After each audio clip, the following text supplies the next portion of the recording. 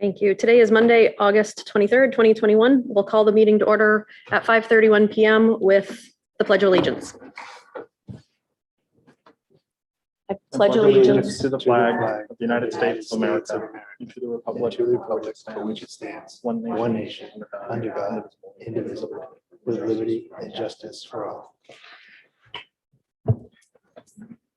Agenda item number 2, our school committee member introductions. Bruce Damon, Ward 1. Janet Bowden, Ward 2. Karen Maduris Collins, my pronouns are he, him, Ward 3. Jake Langley, Superintendent. Megan Parks at large. Tanya Whitlow, Ward 4. Linnea Hawkins, Ward 5.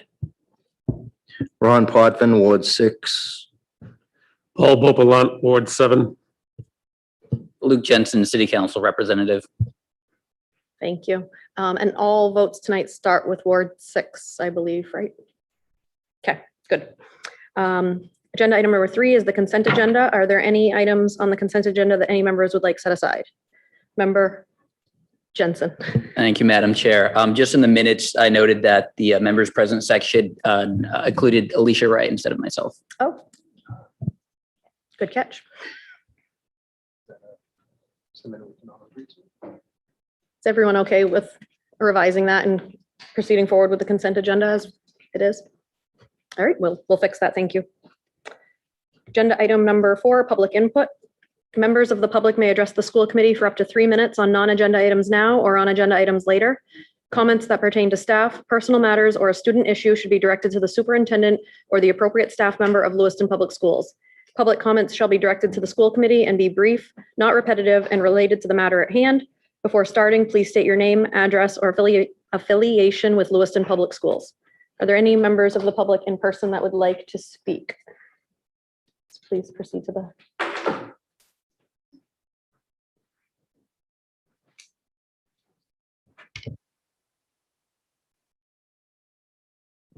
Sorry, before you proceed, I should have clarified before. If it's on anything that's already on the agenda item, including like the reopening update, that would cover masking, that kind of stuff, we'll do that on that agenda item.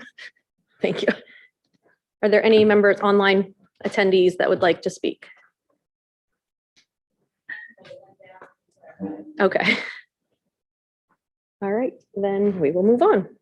Agenda item number 5 is the reopening update, and Superintendent Langlis will present.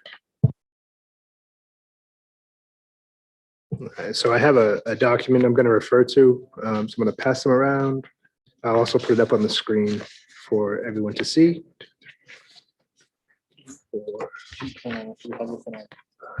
we have this on the computer or no? No. 2, 3, 4. Give you enough. I have one more.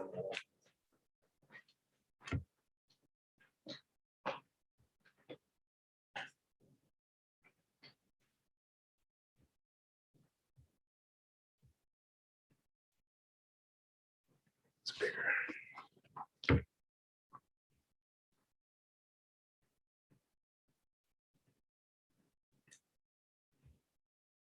Bear with me, switching over.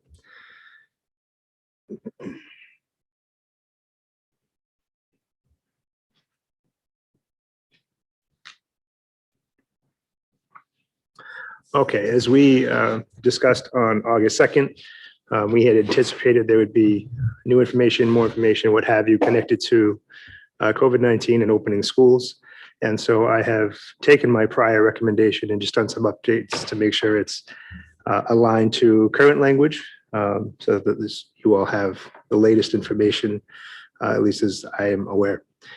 So I'm going to go through this real quickly.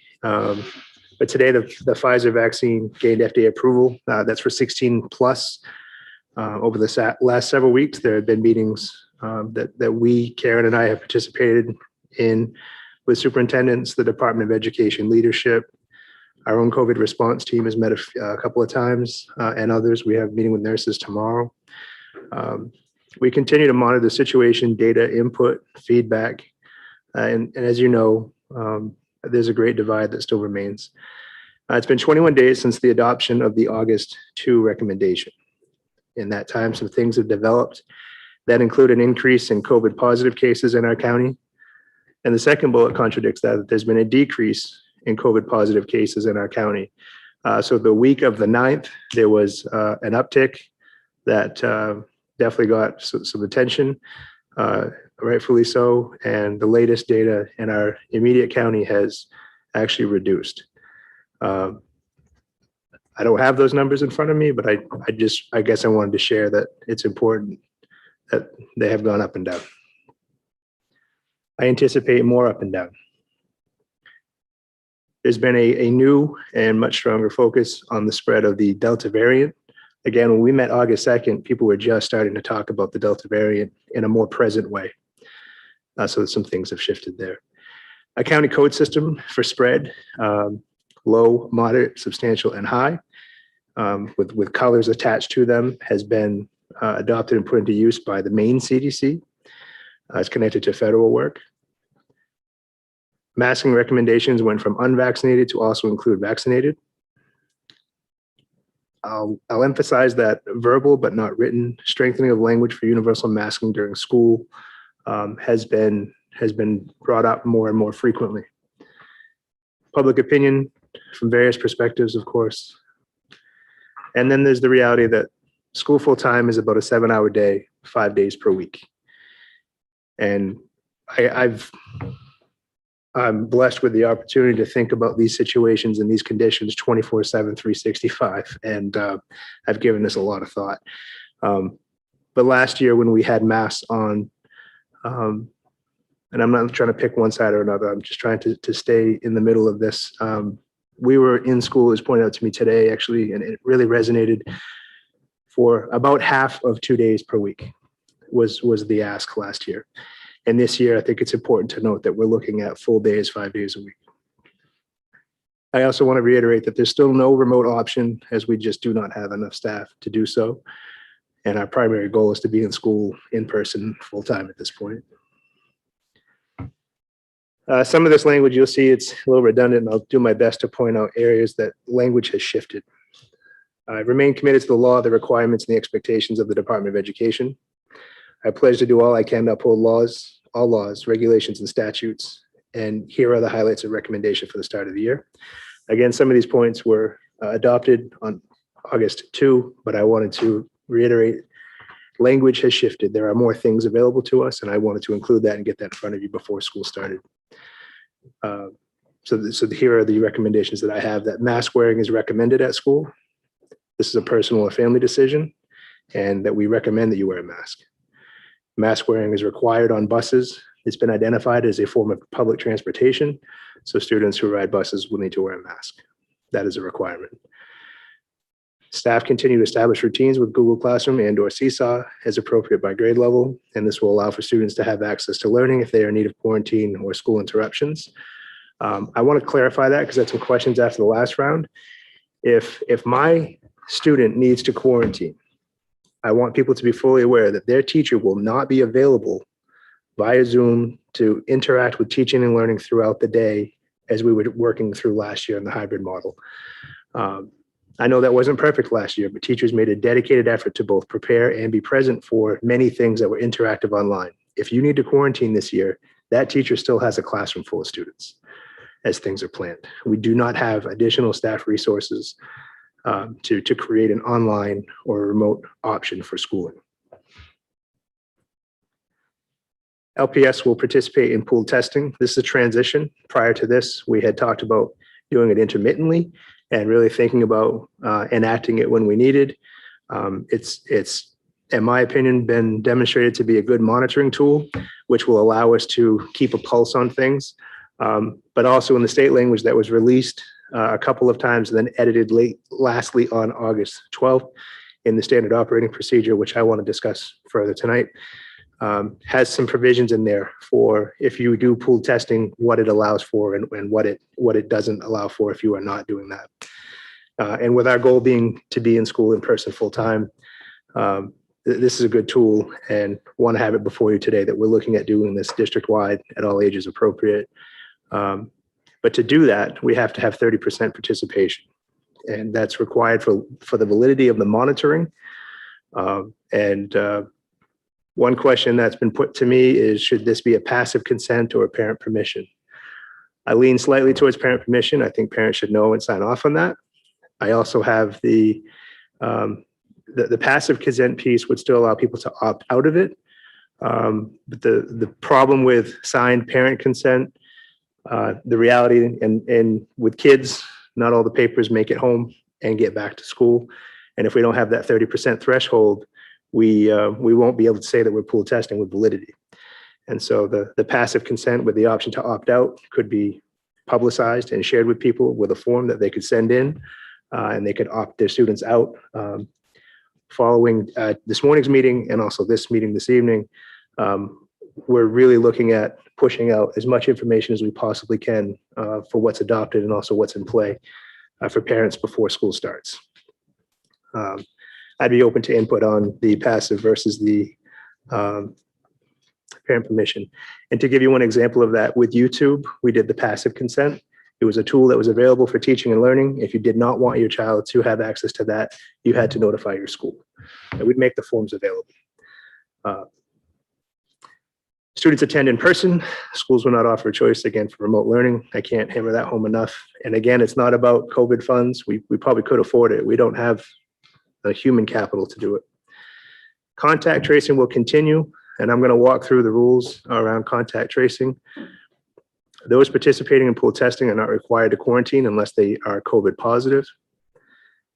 So if you are listening right now and you want your student to be in school full time, unless they test positive for COVID, or they have symptoms that means they should stay home so they don't spread anything, being involved in pool testing is that partial answer. And I want to be very clear with people that we're not just looking to sample students to see what's there. We're sampling because of the measures that, or the answers it gives us as results, but also aligned to the state rules as to who needs to quarantine and miss school for 10 days or 14 days and who does not have to because of the monitoring.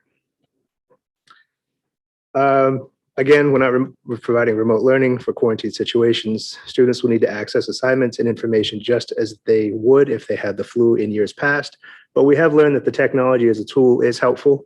So that's why we're looking for staff to stay connected to Google Classroom and things of that nature. So I can remember back just a couple of years, parents would drive to the school, go to guidance, or talk to someone in the front office and see if there was work for their student because they were out. So we're hopeful that we can facilitate this more electronically so that we're not taking someone who's in quarantine because they tested positive and bringing someone from the household to the school or vice versa. So that should be a good tool to mitigate that. We'll use local information in our COVID response team to inform determinations to adjust our approach. That may include changing masking requirements, remote days if warranted, modified routines in school as appropriate. And the last one I had put in there that we might do modified lunches. Those have been narrowed by the leadership teams at the respective schools. In large part, middle and high school is having a typical lunch setting, and some of the elementary schools are doing things around classrooms and space in that way. Really because they found it beneficial to relationship building in some schools and they wanted to continue the practice. We'll maintain the availability of masks, hand sanitizer, cleaning routines, continue to promote screening before attending school, continue to symptom monitor. And this is, I put an emphasis on that. That'll be a huge push for us. If you have those symptoms, we want you to stay home. It's a critical piece to keeping others, including our staff, healthy. Again, continue contact trace and continue to quarantine as criteria is met. One caveat to that is if you choose to not be involved in the pool testing, you could be in a classroom where the pool test comes up as positive, and then you start getting into the contact tracing. If you pool tested and then you had a follow-up test that was negative, you're okay to stay in school. If you don't participate in the pool testing, then there's different rules for how you have to go about the rest of your day. So really, if you're involved in that pool test, it helps you identify things and stay in school. But again, it's a monitoring tool.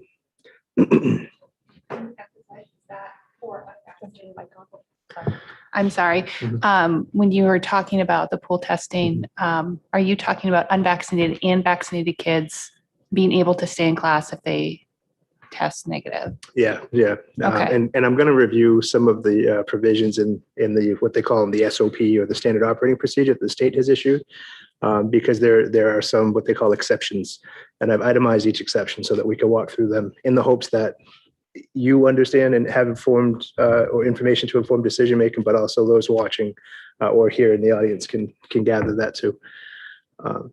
We do have to follow the authorization from DHHS to collect and report vaccination status as required. This is not new. We had this in the last one, but we do have some guidance from the state as to how we have to do that. It doesn't look to be too cumbersome a process, but we're going to make sure we follow that guidance and work out how we're going to do that locally.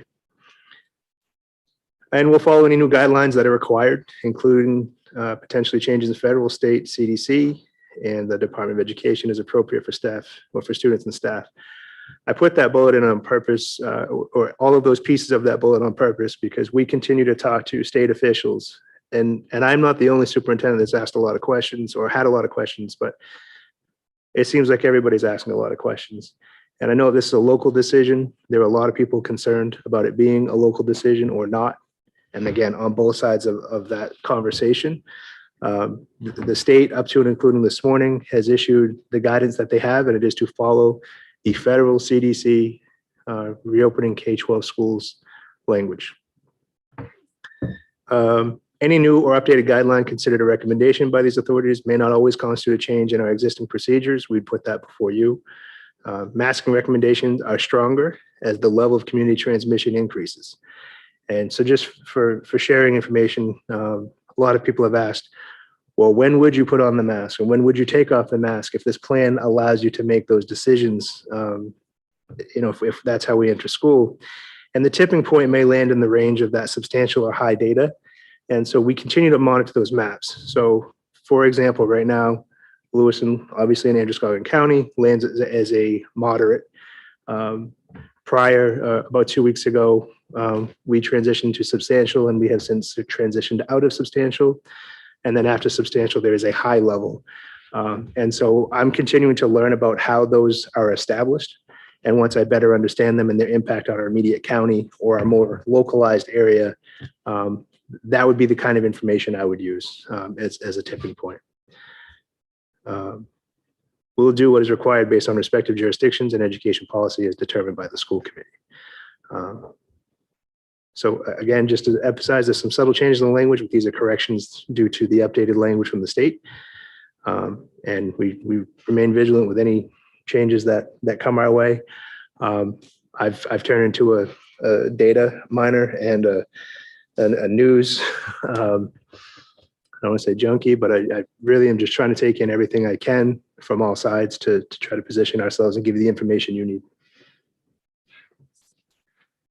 So following this, I have and I know there's going to be some public comment around this, but I have to receive an introduction to pool testing. So I have just kind of a teaser that I have actually a kit with me that we have on loan so that I can show you what it looks like, show you what the process is roughly, and connect you to a video. But also in the next section with pool testing, that's where I put in the standard operating procedures exceptions because it's connected to the pool testing. So I will cover that. But I think for this agenda item, I would pause unless you want me to jump into the other one. Do we want to combine the two agenda items so he continues on with the pool testing discussion now, and then open it for public comment after? Or do we want to do public comment now and then public comment after the next agenda item? Does anyone have a preference? I would vote that we put them together and let them continue. I think that we should abide by the division here so that we can focus on one issue and then the next issue. What I can do, Madam Chair, if you're okay with it, is jump to the standard operating procedure, because I do think it's very connected to reopening, and I can just jump on my slides when we come back to it. Okay.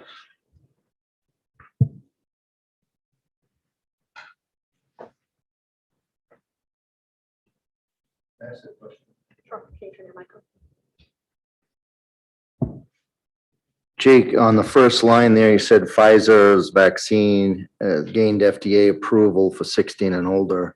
Is that what presently exist in terms of temporary or emergency, or is it full authorization?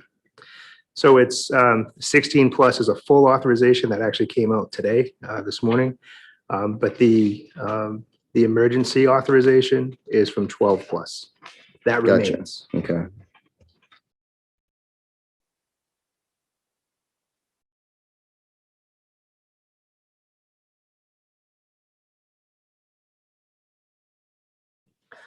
So the standard operating procedure, and this can all be found on the DOE website for the tools for reopening schools.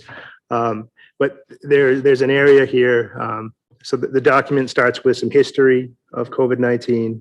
It starts with, and it slides through some things that have gone on over the past year or so. And then it starts to get into, as a school, what do you have to do if? And the document is, I don't know, 15 or so pages long. Towards the end, there's some charts you can refer to, and there are some sample letters for quarantine and things of that nature. But the meat of it, at least from our perspective, at least mine, is that when you contact trace, when do you have to send students home? When can they stay? What does that look like? And so there are 4 key quarantine situations, or what they're calling exceptions. And so I put all 4 on different slides just to walk them through one at a time. Mind you, as I speak to these, I'm speaking to it from a perspective of, at least as of now, we would be a pooled testing district with at least 30% of our students participating. So that's a caveat. And I say that because if we don't do that, these rules shift.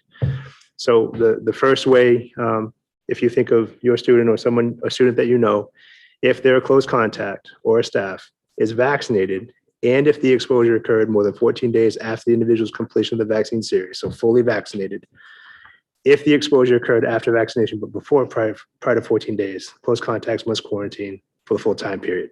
So that's that. Are you fully vaccinated or not fully vaccinated language? Number 2 is the close contact has a previous positive COVID-19 result within 90 days. This was in place last year. It could get challenging at times to ask people to provide evidence of their test and know that they had it within 90 days. And we had situations last year that included someone who had it 91 days ago and one that was 89 days ago. And we followed the rules and we did what we were supposed to do. 3 is participates in weekly school pooled testing, and the exposure was a school exposure. So the trick to this is you can get COVID essentially anywhere, right? We know that. Some places might have more risk than others. It would be hard to know that the exposure was at school. But there's sometimes that we know, at least we have more information. For example, last year we had a team that traveled as a group, and there was like 5 of them as a group that after their weekend travel for a competition tested positive and had symptoms and did not feel well. And so that's an example of that. We might be able to articulate that, but this could get real muddy in a hurry. But if you're participating in the school pooled testing program, it creates, this is an exception. So saying if you are pool tested, you'd be tested weekly. And I guess think of it from the sense that if I was near someone who called me a couple of days later and said, I just tested positive for COVID, last year we would go back 2 full days, see what the close contacts are, and it would just kind of spider web from there. Now what they're saying is if Jake is pool tested on Monday, hypothetically, and the sample comes back as positive, I'm going to be tested again using a Binex Now, which is an individual test. And that will tell you if I'm positive or not. If I'm positive, I'll be going home because I have COVID, I have to quarantine. If I'm negative, I'm allowed to stay, even though that pooled sample tested positive, because they don't know who had it. So that allows you to stay. So then in that window of the pool test and then the follow-up individual test, Monday is going to come back around and you're going to be pool tested again. And so from a, monitoring or preventing things, more information this year doing this than we would have had last year because we just didn't know these positives existed. I want to be real careful with the terminology because I think it is a tool for monitoring. It doesn't prevent things or COVID. It may prevent the spread of because you're able to capture some things, but it's more information and a tool for monitoring. But from that parent perspective of, I can't afford to not be at work. If my kid needs to quarantine and they're not sick, like it's getting hard for me to keep my job and do what I need to do to keep my family afloat, pool testing will help you mitigate that. And number 4, the school has a mandatory masking policy. If so, then an exposed classroom student does not need to quarantine from regular school day activities when the student close contact was at least 3 feet from an infected student. And this is using like the PCR test. And this is provided that the school enforces consistent and correct use of well-fitting masks and no direct physical contact. There's been a lot of questions about this at the state level because of the details that are involved in it. Working in a school as an administrator, I don't know that I can enforce consistent, correct use of well-fitting masks. I don't know how you do that.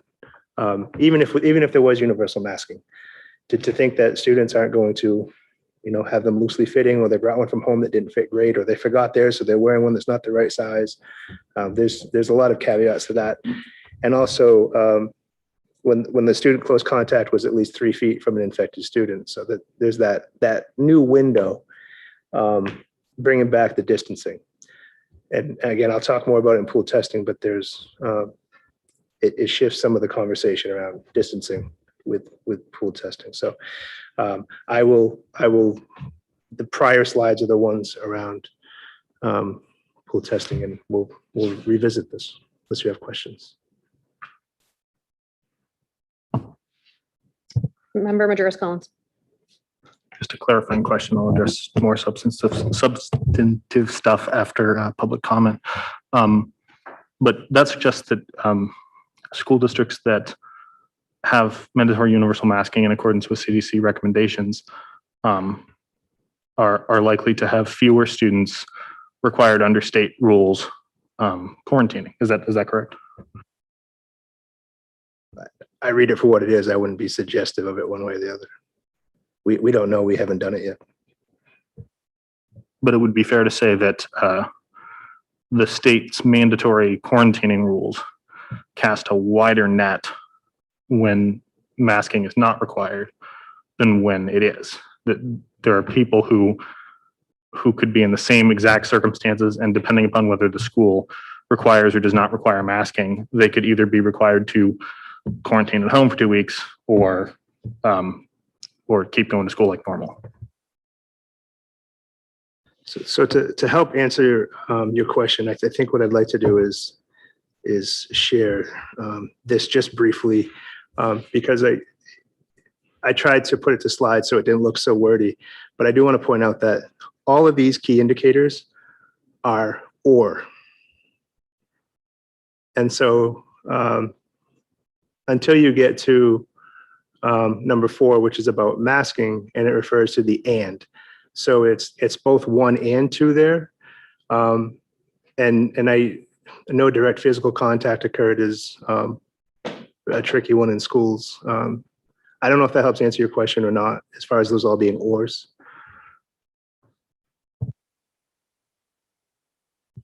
Well, I guess I would say, put this to us in a more sort of practical sense. Let's say you have a 3rd grade class, you got 20 kids in the classroom, or the classroom does not have universal masking and one of the students tests positive. Does that then catch all the students in the class as exposure? Well, so then you get into were there 3 feet of distancing, then you get into what's the exposure rate, or the criteria for exposure of 15 minutes within a 24-hour window within the 3 feet. And then you also, and please understand that some of the language contradicts itself, and I'll do my best to explain, and Karen can accompany me on understanding that. In some places, there's language around 6 feet of distancing within the state's guidance. And then where the real shift is around pooled testing. And so I guess from your point, if you have a positive in a third grade classroom, if they're pool testing, those students would then be retested to find out, one, who was the positive. If that comes back as someone is positive, and then you can enact your plan from there. But if they're pool testing, those who pool tested and then follow-up tested negative would not be asked to quarantine. As far as with masks, if you're not pool testing, it changes things. That's why you have the ors and then the and. So I guess to your question, if our district was not pool testing, or we don't reach that threshold, you would start to default to the masking language. And then the masking language in that case would be, did they ever make physical contact? And were they ever within 3 feet, in a way that's considered an exposure? Okay, so to clarify, in terms of, strictly in terms of quarantining, not in terms of the broader public health questions, but in terms of quarantining, our goal, and I strongly suspect it's everyone's goal in the school committee, is to keep as many kids in school as much as possible, as long as it's healthy and safe to do that. And so it sounds like the state's rules provide that schools are in this universal masking category, or they're hitting their pooled testing threshold of 30%. And if they're in one of those two categories, then the number of students who would have to quarantine on the basis of a positive case is lower than were they not to be in one of those two categories.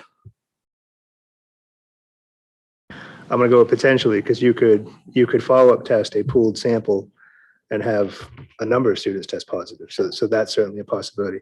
I'll also add in the standard operating procedure. So hypothetically, I pooled test with all of you, and it came back when we did the follow-up testing that I was positive. I don't have to be sent home right away. I can finish my day, I can ride the bus, and then I go home. That's the new language. As a follow-up question to the scenario that Mr. Majerus Collins proposed, if we had universal masking in that third grade classroom and one student tested positive, would anything change from there as far as the contact tracing with the rest of the classroom, the individual testing to determine who was the positive case, and then ultimately who was quarantined would be the people that were positive only, correct? In the same way as an unmasked scenario?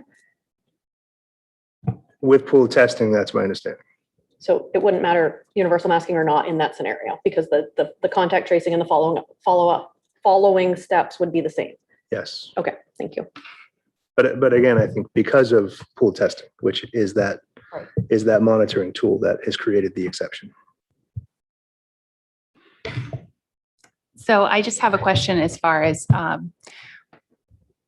how you choose who you're pool testing each day. Are you going into each classroom every single day and testing every single classroom, or are you just going to randomly choose students that you're going to test from random classrooms? Like how is that going to go?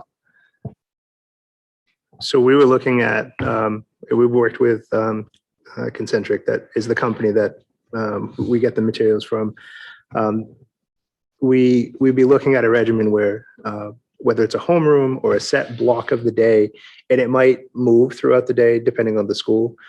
So there's one scenario where you might do the high school first block and then move to, say, Geiger and do it at their 9:05 bell.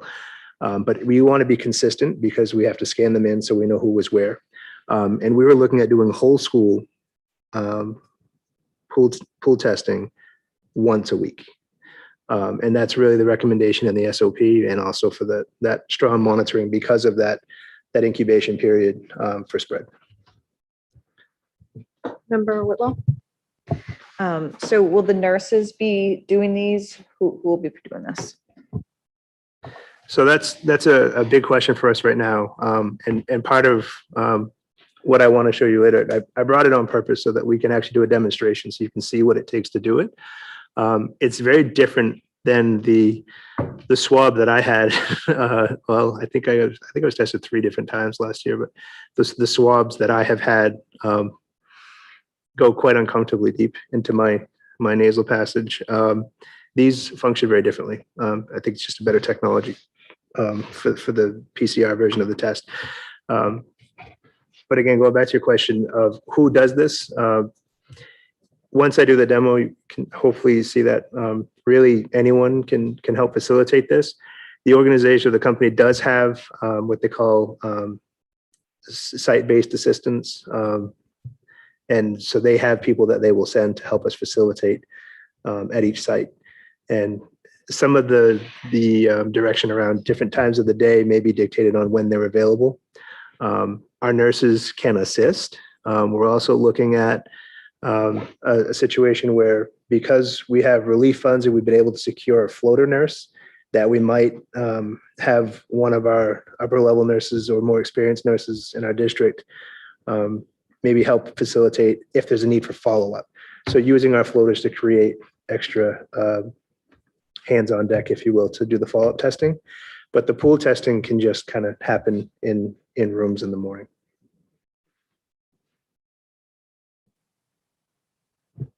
So are you expecting that like the homeroom teacher or whatever will be kind of saying, okay, students, grab your swab or whatever, and then it's within 5 minutes and everybody's done?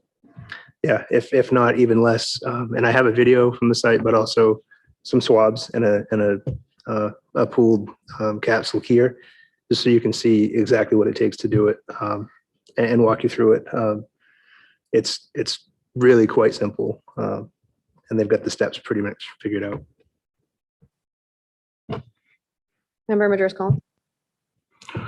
So it sounds like if we're able to get the sufficient threshold of participation, which is going to depend on this question about how people get enrolled in it, then we may be able to have a smaller quarantine net while still abiding by the state rules. But the pool testing, to the best of my understanding, it would seem pretty straightforward, but I guess it's possible I'm wrong, doesn't actually itself provide any prevention from getting the disease. It's only a question of being able to identify things faster and react faster. But when we're talking about actual preventative measures, we're talking about vaccinations, distancing, and masking, it would strike me as, and then the actual quarantining that would result from testing.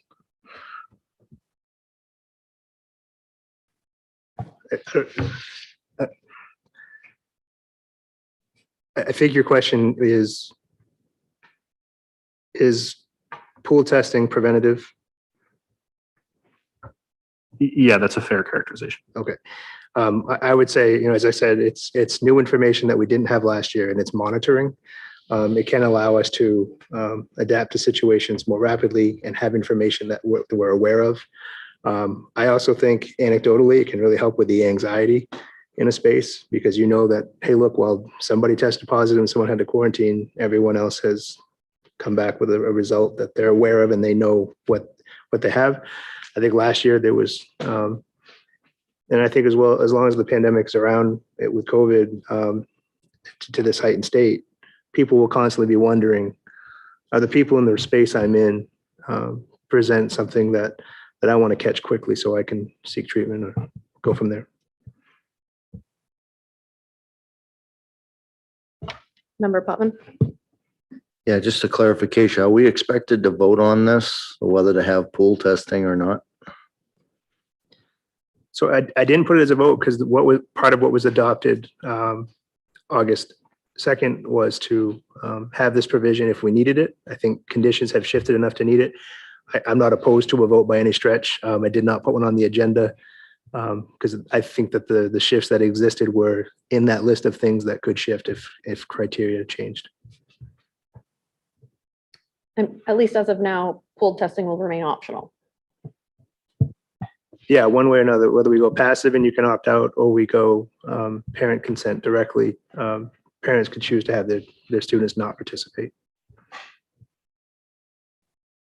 Member Madris Collins.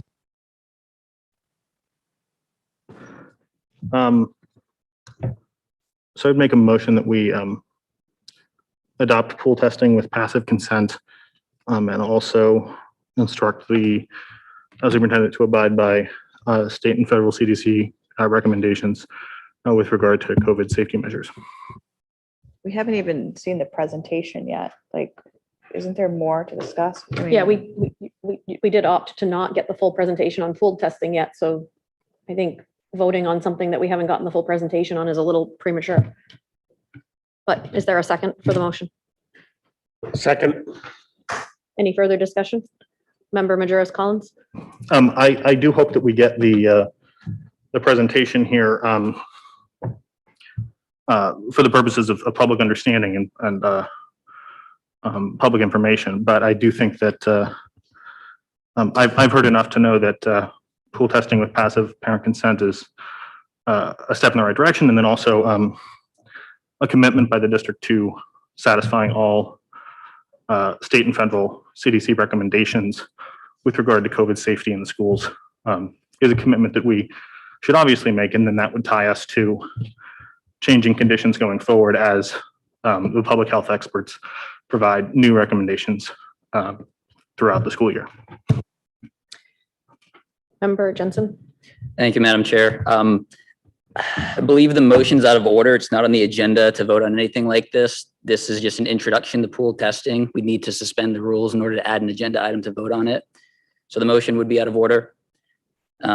Also, my understanding is, I mean, I'd be certainly willing to give guidance. I'd probably prefer passive consent for what it's worth, but at this point, I believe it's your decision as superintendent. And so what decision you make until we put it on an agenda and override your decision, it's your decision in my opinion. So I'm going to support whatever you do, Jake. Superintendent Langlis, I apologize. But just to reiterate, there's nothing on the agenda that says we can vote on this, so we'd have to suspend the rules to do so. So I would just point out that Member Jensen is not in a position to make a ruling on that. The body as a whole could make a ruling if he wanted to appeal that the motion was out of order. We could then take a vote to that effect. Member Jensen? Thank you, Madam Chair. Well, according to Robert's Rules of Orders, the chairperson can make that determination. Which can be immediately followed with an appeal. Just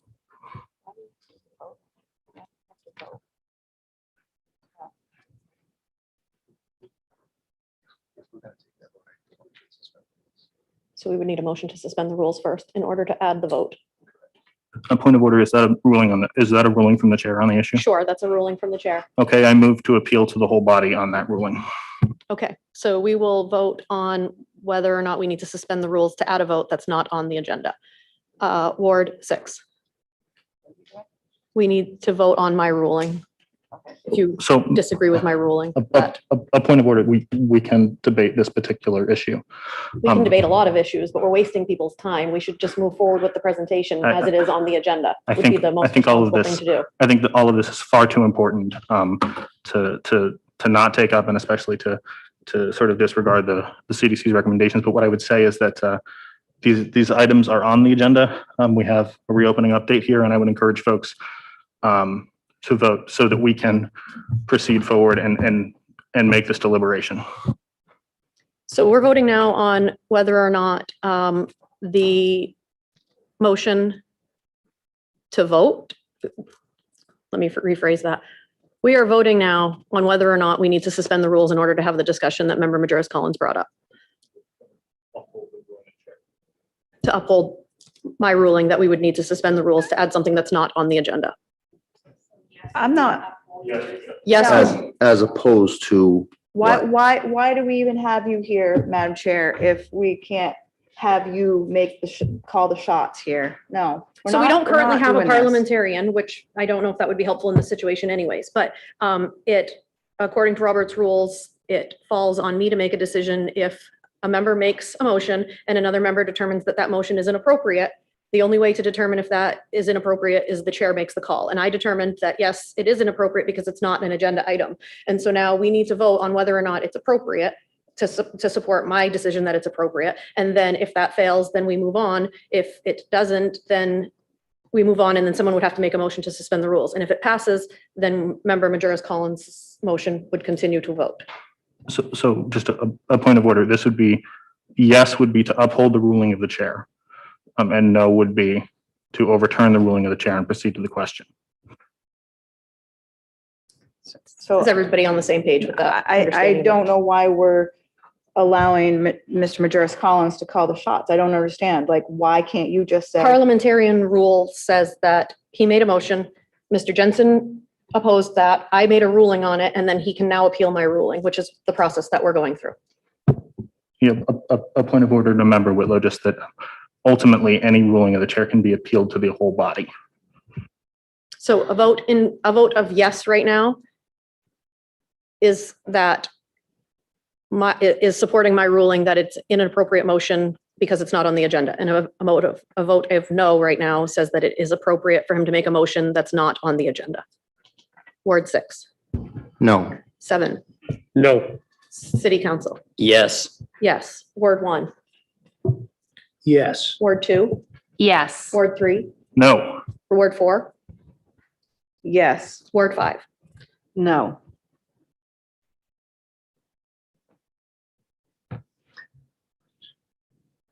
That's 5 yeses, 4 nos, Thank you. which means the ruling stands. Thank you. I had several questions on this, on your presentation as a whole, not just on the pooled.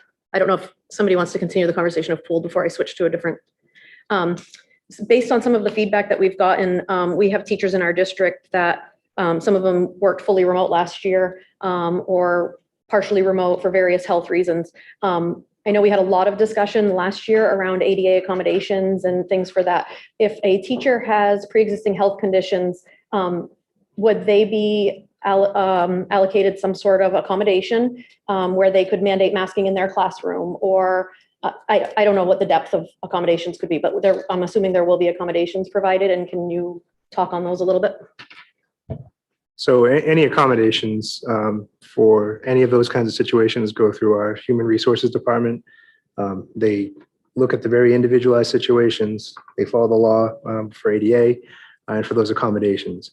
I would say, though, the school committee sets policy for Lewiston Public Schools, and I know that this is a kind of a unique scenario, but to require masking in a particular school, if it's not ed policy, in a particular classroom, if it's not ed policy, would be, I don't know that would qualify as an accommodation. Our Human Resources Department does that work, and they do follow the law, so.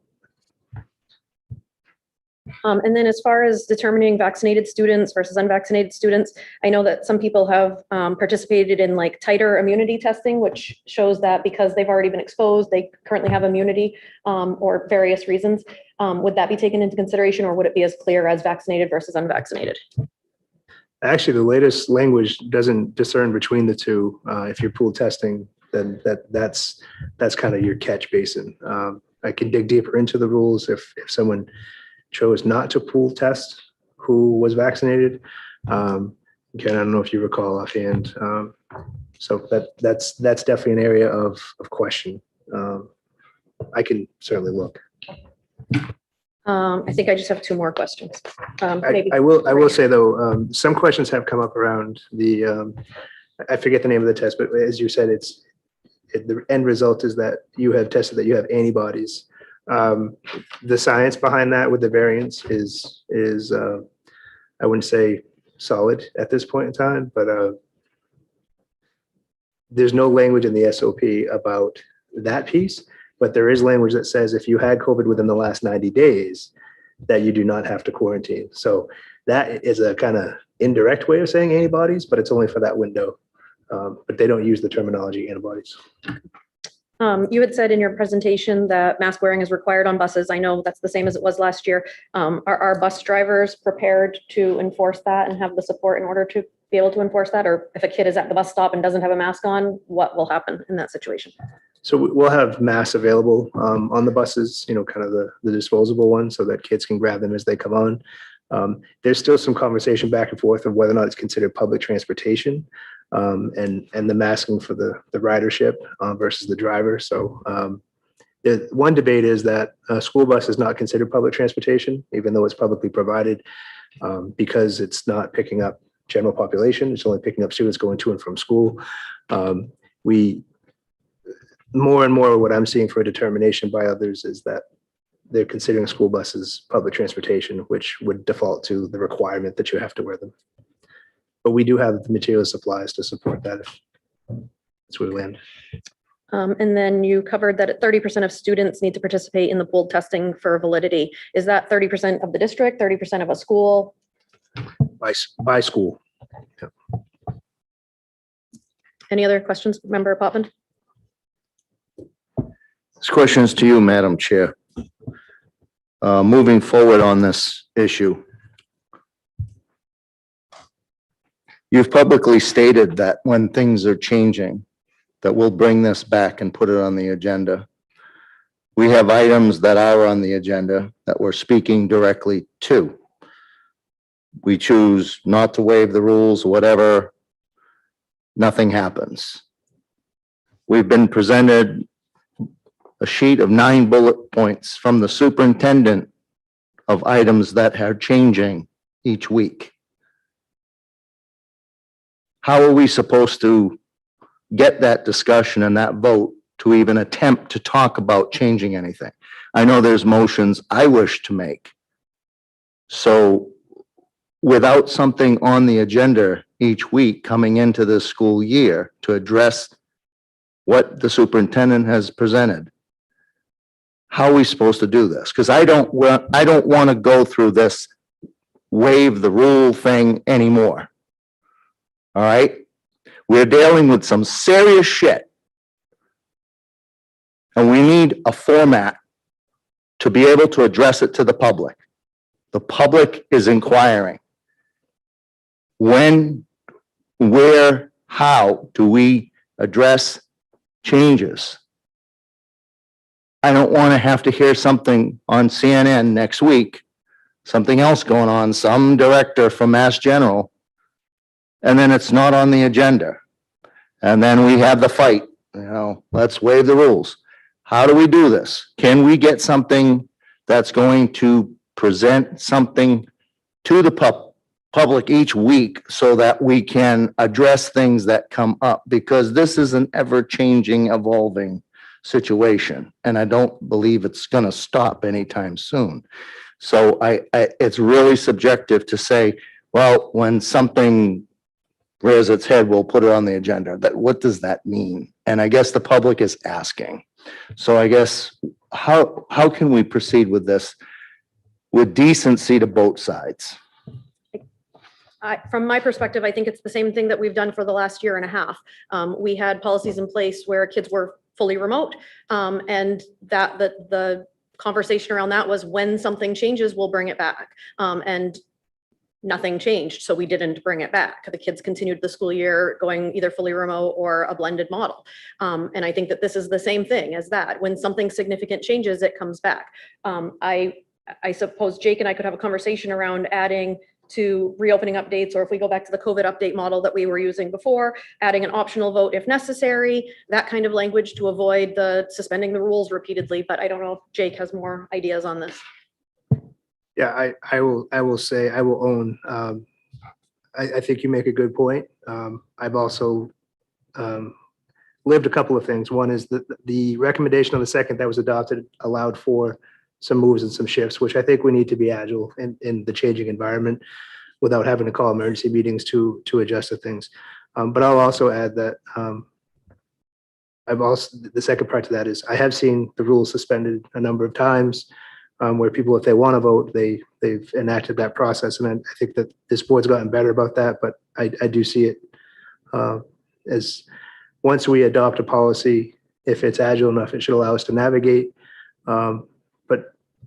But I think your point is well taken that this conversation at this point probably could benefit from a vote. And there are mechanisms to do that, to suspend the rules. I think the only complication earlier was that there was a motion made without it being a vote on the agenda. So we can work on that. But I think it's a good point. Does that answer your question Yeah. sufficiently? Okay. Any other discussion?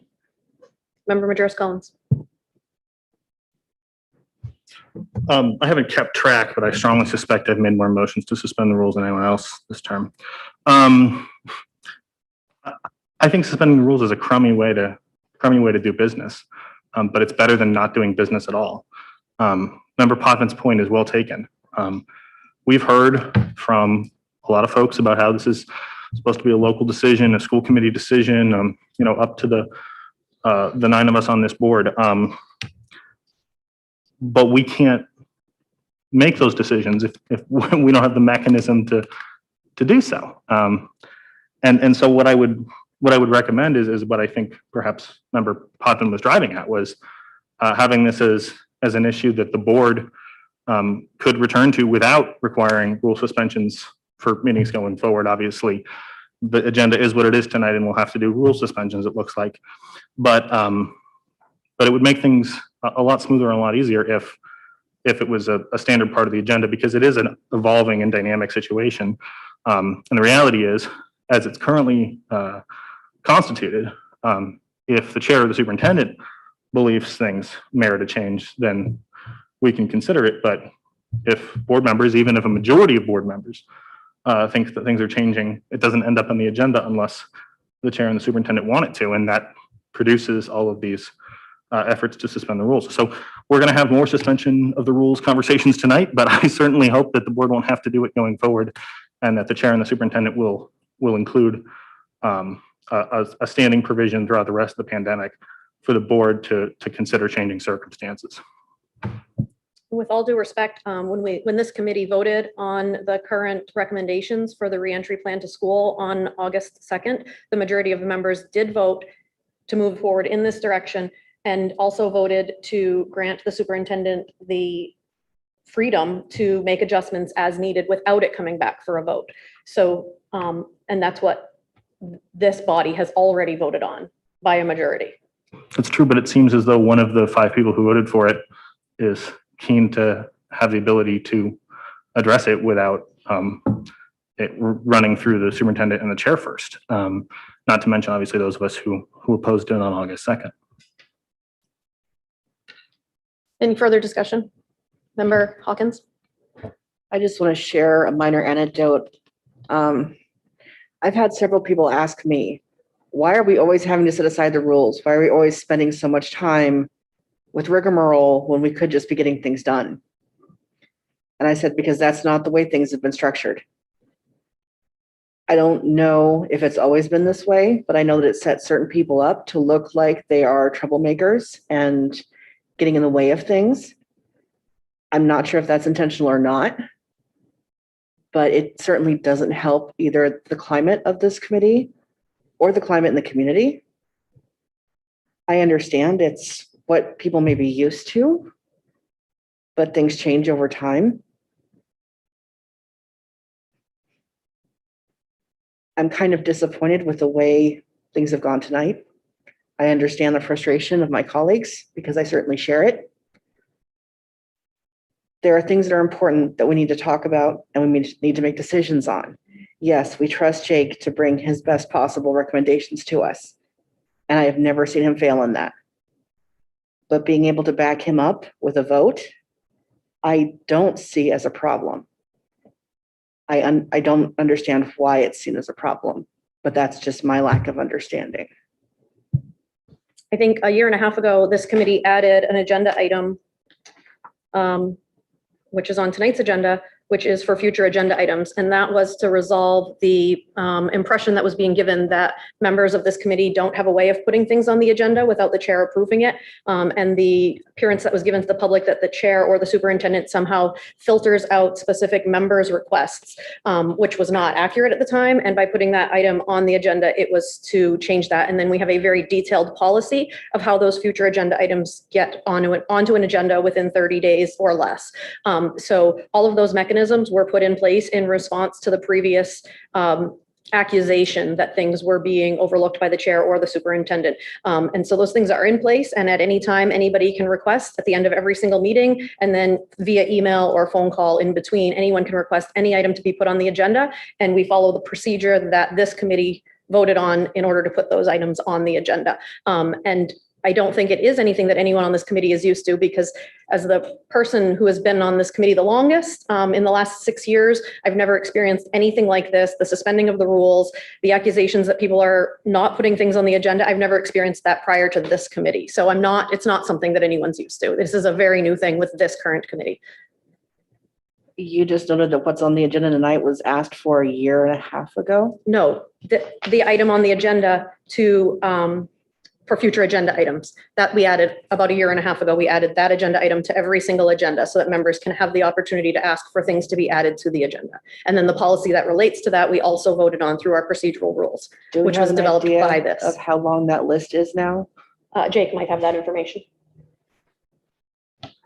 There's a fair number of items on that list, and I know that we maintain very full agendas.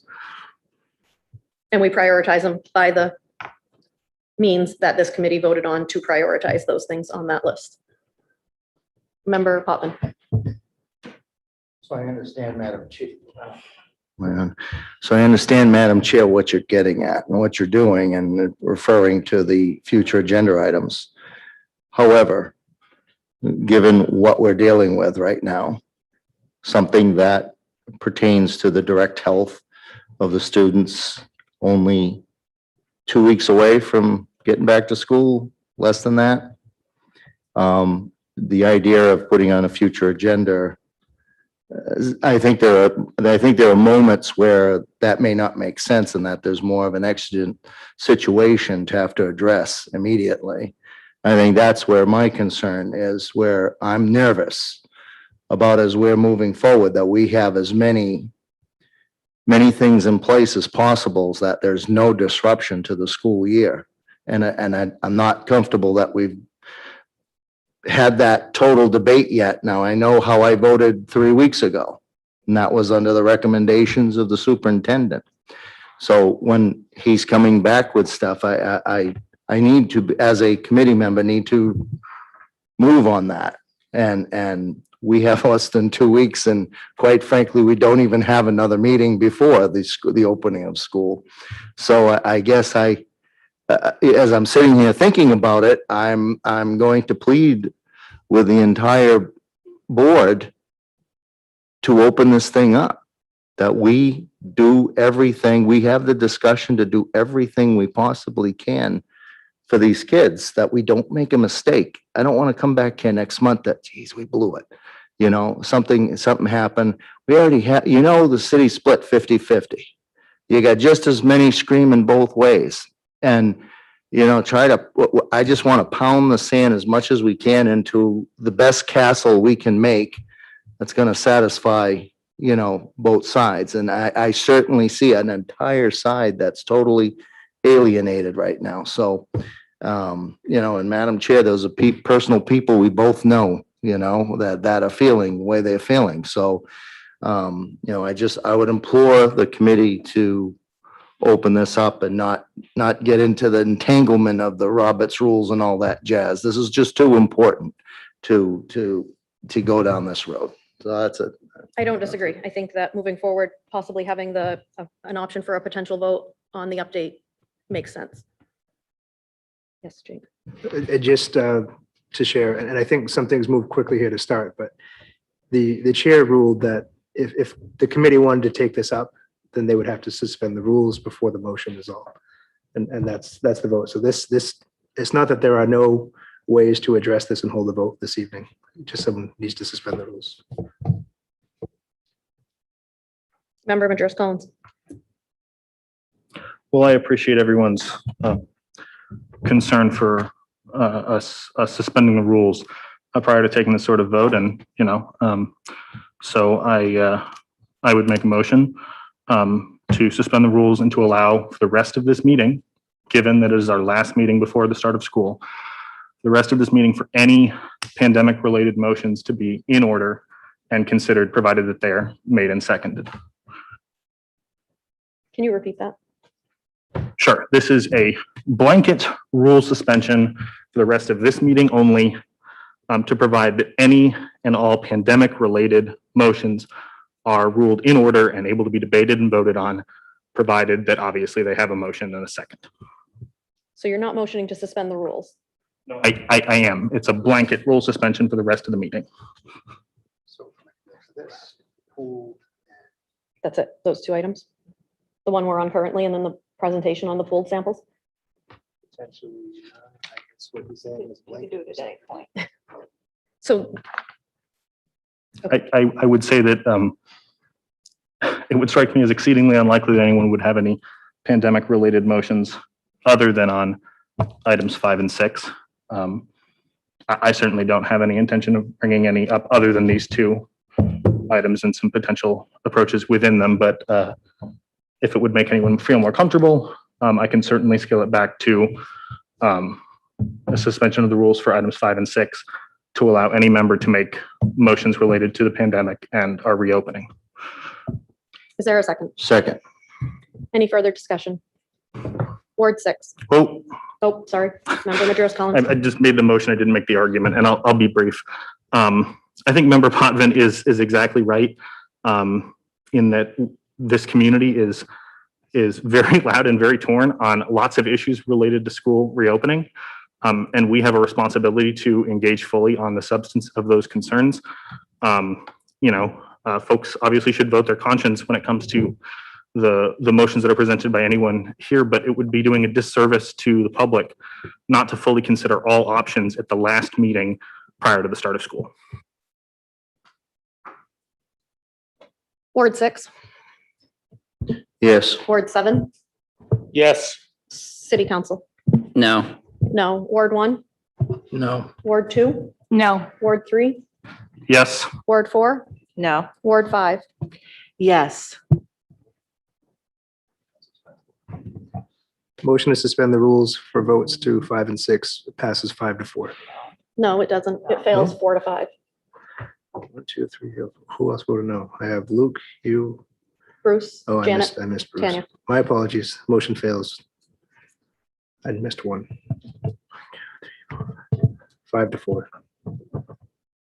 And just because things get spun and twisted and fed to the media in various ways, I feel like it's important to clarify that the claim that we're somehow silencing the community or not hearing from 50% of our community, I would like to point out that we went an entire school year with a lot of teachers and students requesting that we at least had a discussion about going back full to our classroom, and there were repeated attempts to shut that down and not hear 50% of our contingency. And so I take offense to the implication that any of us sitting at this table right now are refusing to hear from half of our population, when just a few short months ago, the opposite of that argument was being made very clearly, to not, very specifically, to not listen to those people at all and not have agenda items to discuss that in any way, shape, or form. I think that we need to hear from everybody at all times, and that's why we have public discussion, and that's why we'll be opening it up for public discussion soon. But I don't think that it's fair to anyone to imply that anyone is not interested in hearing what the public has to say. Member Majerus Collins. Folks can draw their own conclusions, but the majority of this board, by a margin of 1, just voted not to consider any new policies related to reopening and keeping kids safe during the pandemic. And, obviously that's their right if they feel that the approach is perfect and needs no changes. But it is disheartening, and those of us who are keen to make sure that kids and staff are as safe as possible, obviously, I think many of us would feel that the board ought to consider different approaches. It's really too bad that such a slender majority of this board doesn't even want to consider what teachers are filling our inboxes, pleading with us and asking us to do. It's disappointing, but that's the board we have, and folks can draw their own conclusions. As Member Potvin said, the input that I've received has been split pretty significantly right down the middle. I've heard from just as many teachers who are pleased with the optional masking as I have heard from teachers who prefer to not have optional masking. Same for parents, students. It is a very split population, and we're hearing from both sides. So again, the implication that anyone on this committee is voting to not hear from the public is wrong. The implication is members of this committee voted not to Against consider any suspending the changes, rules. not to consider Against any changes, Suspending the rules. not to Member consider any Jensen? changes, and the chair prevented Thank any you, Madam changes being Chair. put on the I agenda. appreciate having the floor here. And by the way, I just want to remind members that you do need to be recognized by the chair before you actually speak. So you can't just start speaking. That is procedure. So we didn't necessarily make a decision as a board. I believe we handed the decision to our superintendent. Our superintendent is the Batman. We're the Robin to the Batman. important. We can't keep trying to override the superintendent and run every decision in the school district. We have a professional at the helm. We need to trust that professional, which you all hired, who you all hired. Also, when it comes to setting things on the agenda, we have a chairperson for a reason. Personally, I'd very much like to go back to the system we had during the last very productive session of the school committee when it should just be up to the chair and superintendent. It's very frustrating as a committee member. Don't appreciate that, but it's very frustrating for a committee member when you want something addressed and it doesn't get on the agenda. I was there many, many times. Like, you two can attest to that, especially with all the PBL discussions. I was screaming for over a year to get things on the agenda. It's frustrating, but at the end of the day, that is the best system because we have to trust our leaders. We can't keep having every single topic that we want come up. We're a school committee. We're not some super political legislative body. We need to adhere to standards and consistency. And I can definitely, would definitely affirm that the continual use of suspending of the rules has eroded confidence in this committee, in the community. And I can tell you on the city council that is absolutely the same. And there's a reason we don't do that often. If people can't really predict what's actually going to be on the agenda, if they think you can do anything you want, it takes that predictability out of the equation and it erodes trust. It honestly does. So I can tell you, being in public office for almost 5 years now, it's important to keep the public trust, and that has to be just the number one thing. So I can tell if any of you guys talk to me personally about how my opinions on masks are, you might be surprised. I'm a teacher. I have strong opinions about that. My own school board just voted on something on that. I do have strong opinions, but at the end of the day, we have to follow the rules that we have in society and on this board. We are a democracy, and we can't, as a school committee, not adhere to our own rules and then tell the students in our school district that, you know what, you guys, there are rules at your schools you have to follow. We need to set that example. If people want to make a decision and essentially override the superintendent on a decision we've already made, there are mechanisms to do that in Robert's Rules of Order. Just please do the research. Anyone that was in the majority of that decision can make a motion to reconsider. Anyone can second it. You don't have to be in the majority either. So that is probably the route that I would recommend going. But the reason you have to have that motion in place is because what kind of legislative body could function properly if every single meeting someone just said, well, let's reconsider what we did last time. Let's bring this up again.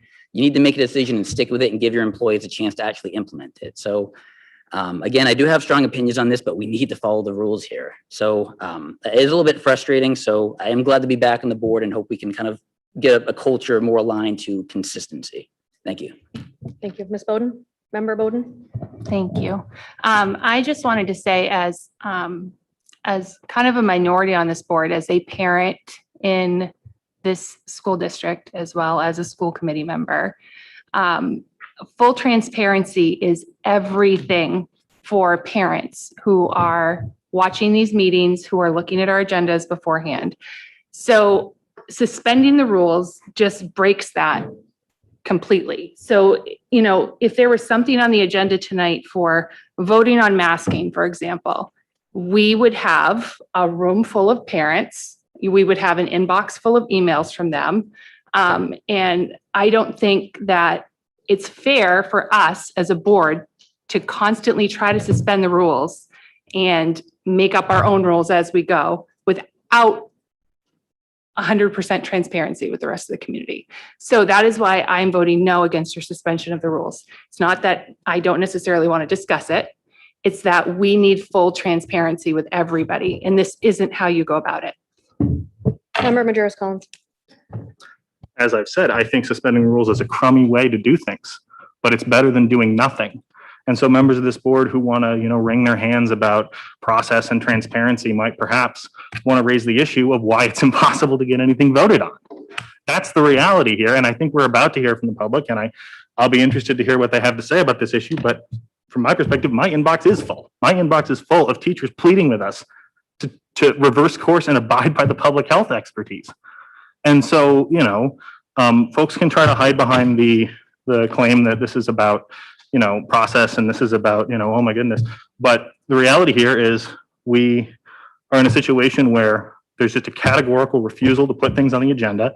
And this is the only way that we can address an issue that staff members and the community members are pleading with us to address, given changing circumstances in the middle of a global pandemic. So, ultimately the public's obviously going to make up its own mind about all these things. And I suspect some folks will feel one way and some folks will feel another way, but it's disappointing to see this sort of, hiding behind process when the outcome is a dangerous environment for kids. I would like to clarify the narrative that continues to be shared, which is that anyone is hiding behind process. When I first was voted on by the majority of the committee to be chair, a position that I didn't even want at the time, but I took it because there were no other viable options, I was accused of not following procedure and not following Robert's rules and not knowing enough about the procedural rules and not enforcing them thoroughly. And that was the narrative that was being shared at that time. So I sat down with Robert's rules and I read it and I learned from it and I changed because I was accused of not following procedural rules. And now that I am following procedural rules, I am being presented publicly as a control freak, as silencing people's voices. None of those things are accurate. And you can look at my 6 years on this committee and several years previous on appointed committees where that is not the case. And I'm tired of this narrative being presented. You can sit there and you can frame it behind nice sounding words like masking this and it's not true. The narrative is not true and I'm tired of it being presented. Member Potvin. So getting back to the subject at hand, the health of the children. I'm going to follow procedures as suggested by Councilor Jensen. And I'm going to make a motion for reconsideration of my vote supporting the superintendent's recommendation. August 2nd, was it? Yeah. I need to do that just because of the exigency of the situation, the timing that we have. I would just appreciate that people would recognize that I think a lot's changed in the last 3 weeks. And I was somewhat of the impression that we would have more input, more discussion around this to clarify it and really home in on it. I think just bringing kids back without the mask is way too vague. So I would make that motion. Second. Any further discussion? Ms. Bowden, can you turn your mic on? Sorry. He's made a motion to reconsider the Adopting the superintendent's recommendation. reconsideration of the motion on August 2nd. Okay. Can I make a statement? Yes. Okay. I just want to reiterate, I feel like this is lost on a lot of people. It seems like this just seems like all or nothing with everybody. You can still wear a mask if you'd like to wear a mask. Teachers are still allowed to wear masks or shields or double mask or whatever they want to do. Children can wear masks.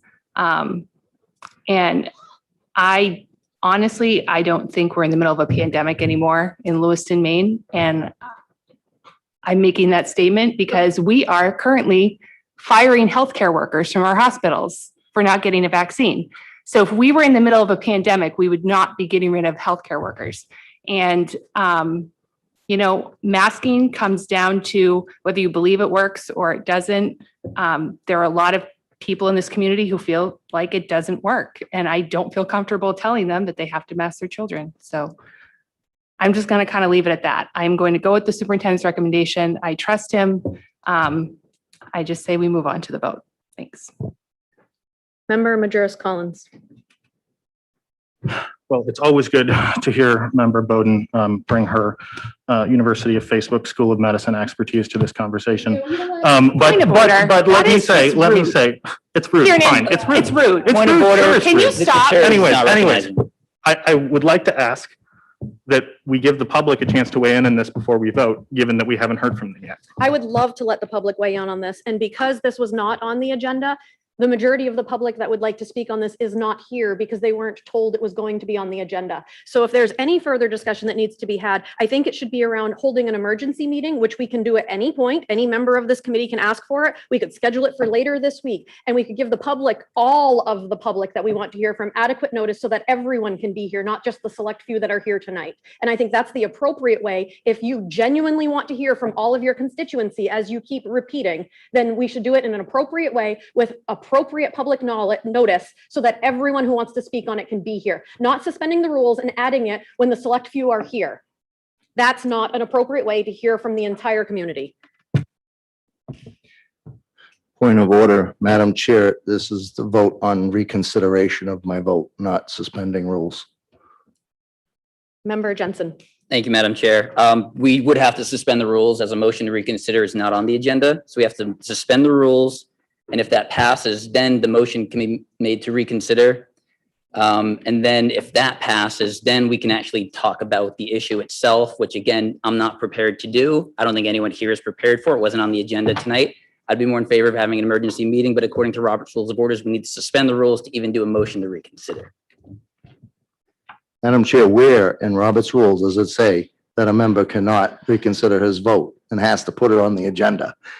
I need to see that chapter. Is anyone please. opposed to taking a brief break right now so that I can look at Robert's rules and we can figure out how to proceed with this so we don't have to keep going back and forth while the public is.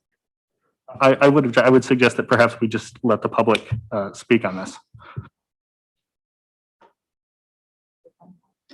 We need to vote on it. I'll reconsider my motion for the public to get up there and to hear from the public, and then I'll talk about it later. You're revoking your motion? Yes. And who seconded it? Member Majerus Collins? Okay, so the committee is done discussing this as of now? All right, are there any members of the public in person that would like to speak on this? On the reopening update? Yes, please. Just a reminder, the public input rules remain as they were previously, 3 minutes, non-repetitive, brief, and related to the matter at hand. Thank you.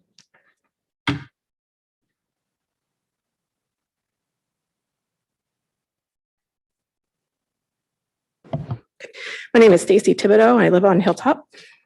My son is, sorry, I'm really nervous. My son is starting kindergarten this year. So,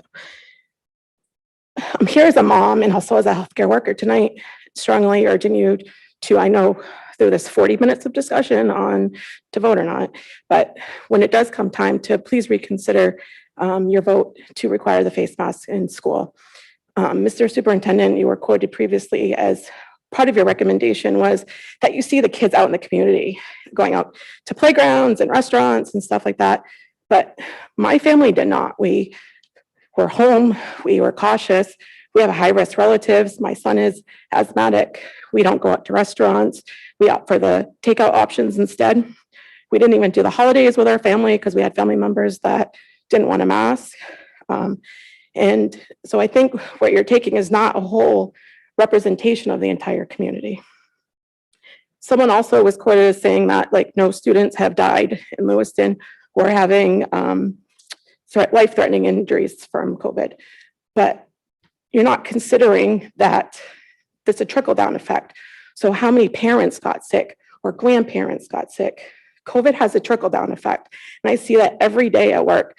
We have patients coming in with long-lasting symptoms. So it's not just about the kids, it's for actually the whole community. And as a healthcare provider, I'm expected to use evidence-based practice to effectively treat my patients. And let me present the pediatric evidence. And this is not Fox News, this is not CNN. This is actually by the American Academy of Pediatrics and the Children's Hospital Association, who are working together to provide weekly information. The last report as of yesterday, it's updated today, so I don't have access to that because I was at work. But the August 12th report was that over 121,000 pediatric cases were reported just that week. And I did see, I checked real quick while I was waiting. It was the report from today was 180,000 for the previous week. And they represented over 22% of the total cases in the US. And 1 month ago, rather, there was less than 20,000 cases per week, and we're up to 180,000. Granted, that's not for our district. There was also 450 pediatric hospitalizations in that week, and a month prior, there was only 130 per week. In the last month, there have been 34 children that have died of COVID in the US, up from 14 the month before. The evidence is clear that pediatric COVID cases, hospitalizations, and death are exponentially rising in the last month. Not all students are eligible for the vaccine. My son is 5, and he is very vulnerable in the school. I will ask him to wear a mask, but I'm not going to be with him during the school day to ensure that he's wearing it the whole day. It's an easy, effective tool to decrease the spread of COVID in the schools and ultimately in the Lewiston community. And again, when it does come time to a vote, I strongly urge you to reconsider the masking recommendations. Thank you very much for your time tonight, and I hope that you do what's best for the community. Thank you. Thank you, Stacy, and thank you for being one of the few people that practices what you preach. I appreciate that. Thank you. Are there any other members that would like to speak? Thank you.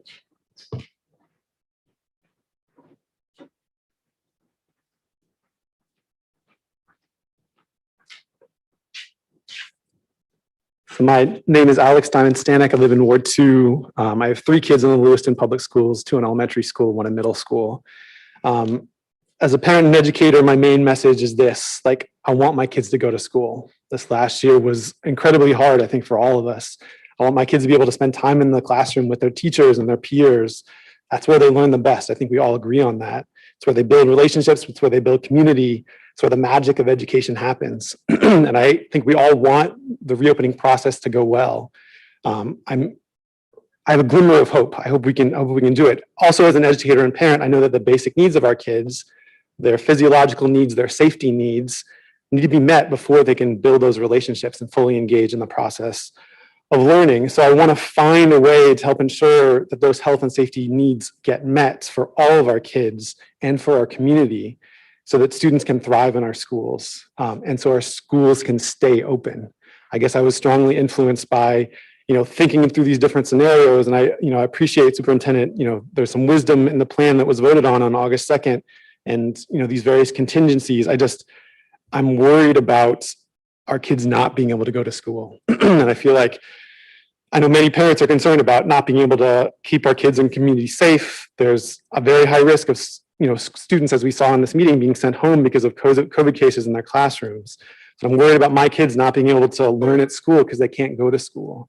Given how, COVID has exposed and deepened pre-existing inequities in our community along lines of race, class, and disability, I want us to find ways to do better.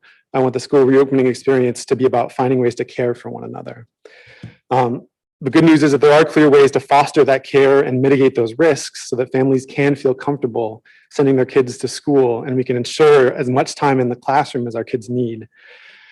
I understand people don't like wearing masks. Given the choice, a lot of people wouldn't require their kids to wear masks in schools, and I get that. My question is, do we want our kids to be able to go to school? And, do we want to be able to have that relationship with their teachers and their peers? And if the answer is yes, I would just encourage us to think about how the strategies for mitigating the spread of COVID and the Delta variant are not about trying to control people, they're about trying to care for people, and to care for ourselves and our community. So I asked the committee, given this information that we've had over the past few weeks, to really think about the current public health situation and the spread of the Delta variant. And maybe we just defer to the superintendent on this, but to really think about revisiting this masking policy, at very least for our kids who cannot get vaccinated, the pre-K through grade 6 students. So thank you for your time. Thank you. Any other members like to speak?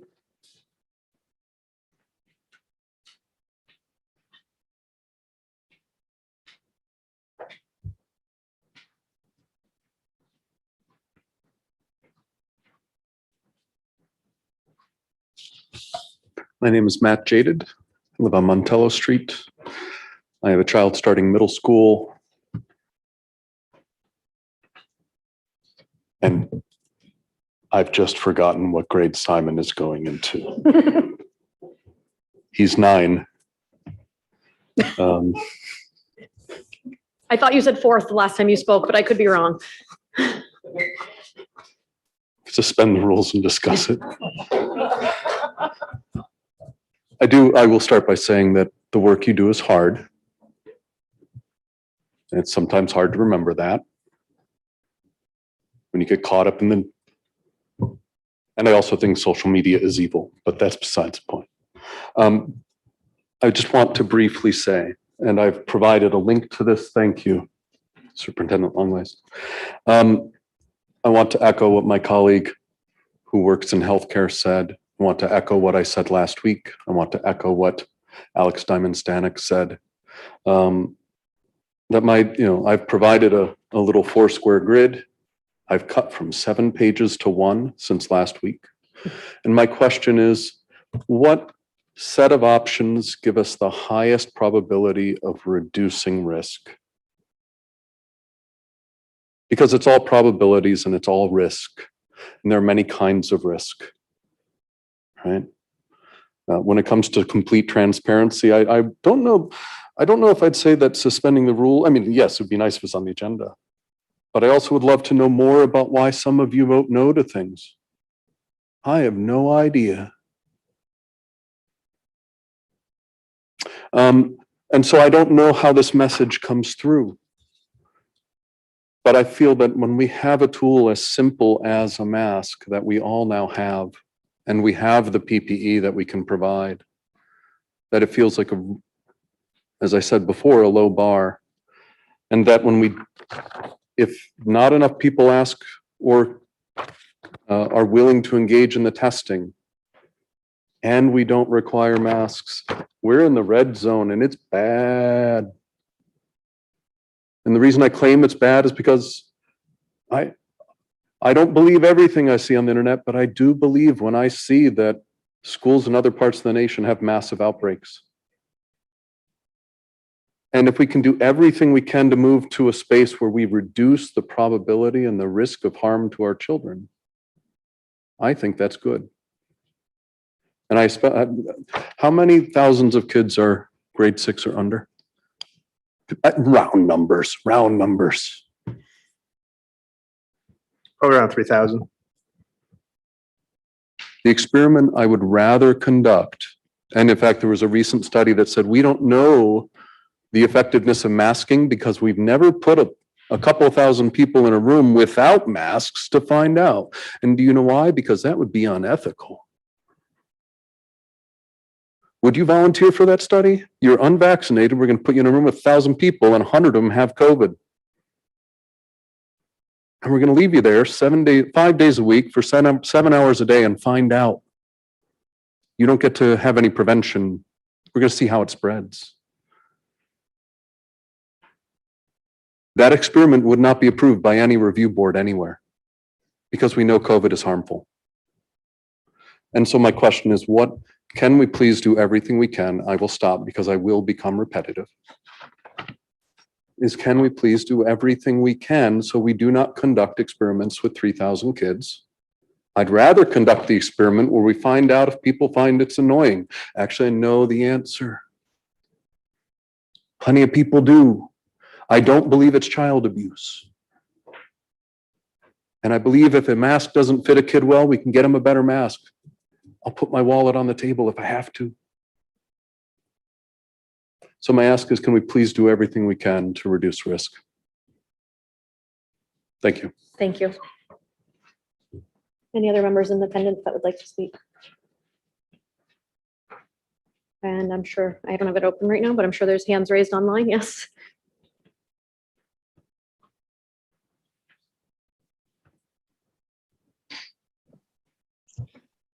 Hi there. My name is Kira Soramato, and I am a 6th grade teacher at McMahon, and I apologize in advance for the emotion of this. I think that others have spoken far more. Kira, I don't know if you can hear me, but we can't hear you. Safety of our children. Hold on just 1 minute, please. I should not, under any circumstances, have to share publicly my Can you try again? health history. But I will do that so you understand what I am walking into in this classroom. Kira, can you hear me? I am walking back into a classroom on not one, but 2 medications that severely impact my immune system. I don't have the ability to go find another job that can pay for the student loans that got me into a classroom. I don't have the ability to simply quit my job or take half or 2/3 pay on short or long-term disability. I am walking back into a classroom and I am quite literally risking my life because no one knows if the vaccines that I got will be enough to protect me if I get COVID. My medication has such warnings that it says, notify your doctor immediately if you get a cold because it can become a fatal infection. Now, my mask protects you and your mask protects me, but what happens when I walk into a classroom of 20 children with no masks? I have no protection. This is what you're asking your teachers to do, and many of us are going to do it. But I will hold, or my family, I suppose, will hold you accountable if I die. They will want to know who is going to provide the income that they will no longer receive from me. And I cannot believe that the inconvenience, the discomfort of wearing a mask is more important than my life. Your inconvenience should not be more important than my life. Thank you. Thank you. Can we make sure before we move anyone else over, can we make sure that they can hear us as well as us hearing them? We should bring somebody in. Okay.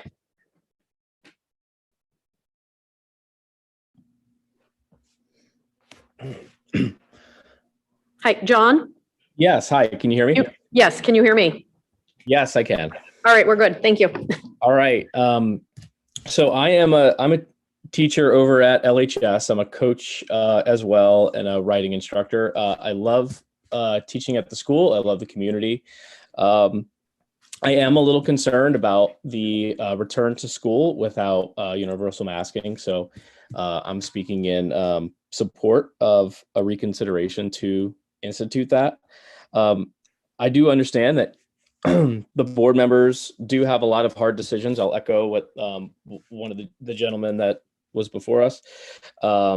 And this is a hard decision, but I feel like if precautionary measures aren't met as soon as possible, you'll have a lot harder decisions to make later down the road that involve the risk of exposure, infection, or worse. And we see a lot of, as we say, we see a lot of the things that are happening around other parts of the country, South Carolina, Florida, Louisiana, Mississippi. I mean, hundreds of students quarantining after just a couple of days without a masking requirement. And also, I think there's also a lot of, there's a higher infection rate with this Delta variant for children. And I do have a 3-year-old son that, I'm a little concerned for his safety. And so I guess I just wanted to sort of let you guys think of this. I'm an English teacher, so I'll give you a metaphor here. So right now we're seeing the river rise. So, I'm from Louisiana where flooding is a big issue. So when you see the river rise, you start to build the sandbag wall early before it floods over. And I think that's kind of what we're dealing with right now. We're seeing the river rising with the uptick in cases and a lot of the data coming from the schools. And I think it's we build a stronger wall if the community members or everybody in the community, more community members are on board and work together, because it's very hard to build that wall once the water starts spilling over. And I feel like if certain masking requirements, which it's proven that they work, aren't met as soon as possible, or at least initially at the beginning of school, then I think that we'll have to revisit, you'll have to revisit this and institute a mask mandate while we've had a lot of students and teachers exposed and infected. So I think that please reconsider when it comes time to make that decision. Thank you. Thank you.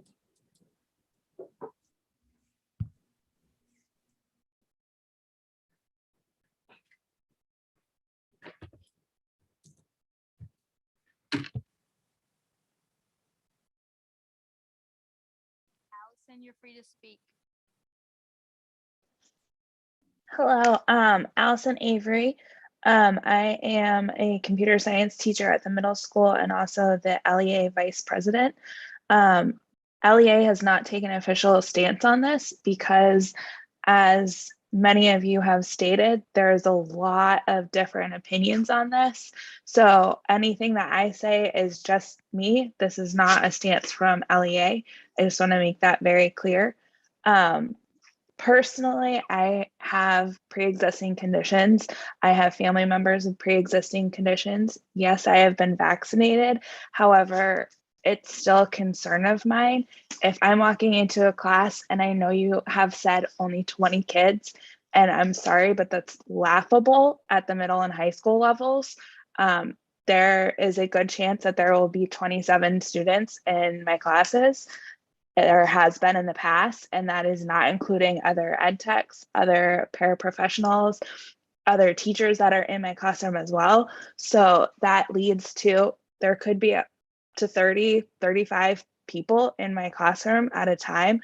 And if we're not masking, that makes me very, very, very concerned. It's been proven that masking works. It helps prevent this. And if we start the school year with this, it's a lot easier to enforce than if we go in and we see in a week or two that cases are skyrocketing, which has been seen in states that have already started school. I have former colleagues in both Florida and Alabama who have both stated that there have been schools completely shut down already, and they've only been in school for 2 weeks. We have no plan if there is a situation where an entire team or an entire class needs to quarantine. What are those students supposed to do for 2 weeks? 2 weeks is a long time to hold up education for a student. We had this discussion last year. That is why we went with the hybrid model, so that students could access their education online. And if we're not providing that service this year, we're just basically saying, okay, if you are considered a close contact and you don't meet these criteria, I'm so sorry, but you're out of school for 2 weeks. Have fun trying to catch up when you get back. That's not fair to put on your teachers to have to keep track of all of these students who are going to be quarantined, because that's a reality. And it's also not fair to a student. Do you know how discouraged a student gets when they come back from being sick, even for 1 or 2 days, and they miss that instruction? The looks on their faces is heartbreaking. And I hope you never, ever have to see that. But it can take a student from being a good student, a performer, a student with drive, to a student who is completely lost. A student is discouraged and gives up. That is the difference that a day or two out of a classroom can make. So if we don't have an accurate plan on how to meet these students' needs while they're in quarantine, the least we can do is require them to wear masks so that we can hopefully prevent quarantine situations. Thank you, Ms. Avery. Oh.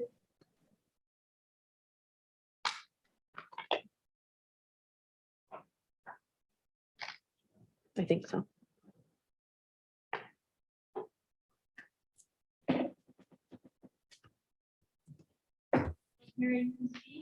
Hello?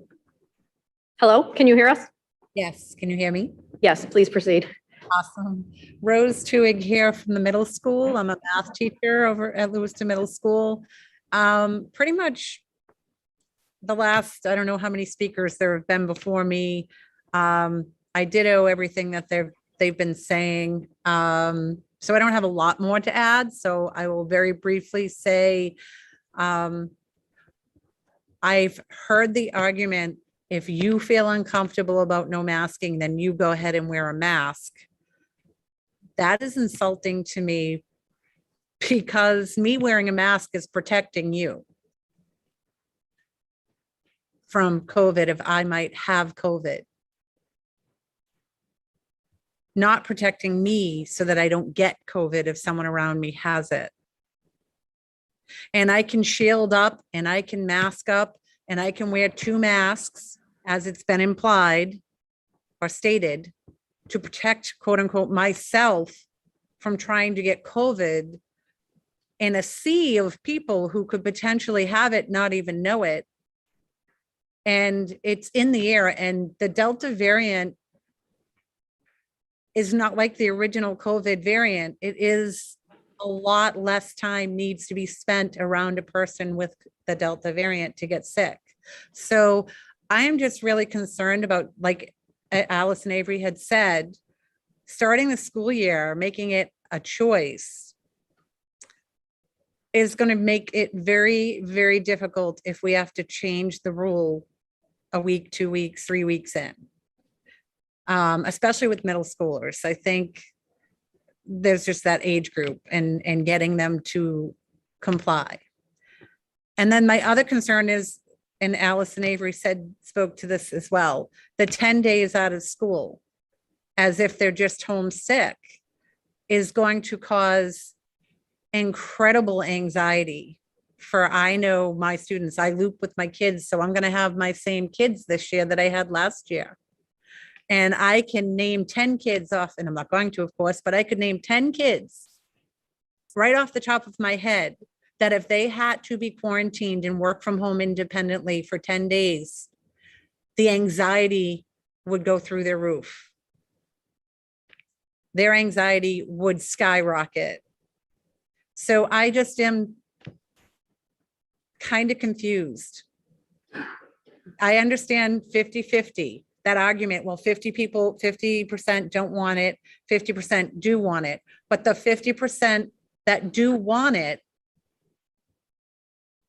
are not protected against the 50% that don't want it, who could spread the variant. So I don't know. It's a numbers game, and those numbers, you can say, well, 50% of the constituents want it and 50% of the constituents don't want it. But that means half of the constituents are choosing for me whether or not I am at risk of getting sick. They're leaving me no choice because they refuse to wear a mask. That's all I want to say. Thank you.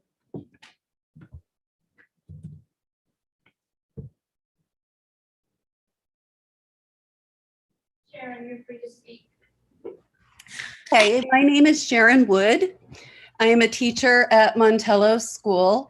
The previous 3 years, I was a library tech. So this past year, even though I had a letter from my doctor saying that I should not teach in person, can you hear me? Yes, we can. Even though I had a letter from my doctor saying that I should not teach in person, I chose to teach in person. I was the only ed tech, library tech in the building, so I ran the library. I was in every classroom. I wore a mask. I hand sanitized, washed my hands, did not eat at school, did not go out in public unnecessarily. This summer, I taught Camp Achieve. I was the only adult masked during Camp Achieve. There were a handful of students whose parents asked that they wear a mask. Some continued, some did not. So that's the background. Last Wednesday evening, I had an opportunity to join in on a Zoom call with MEA and Pender Macon, Maine DOE Commissioner.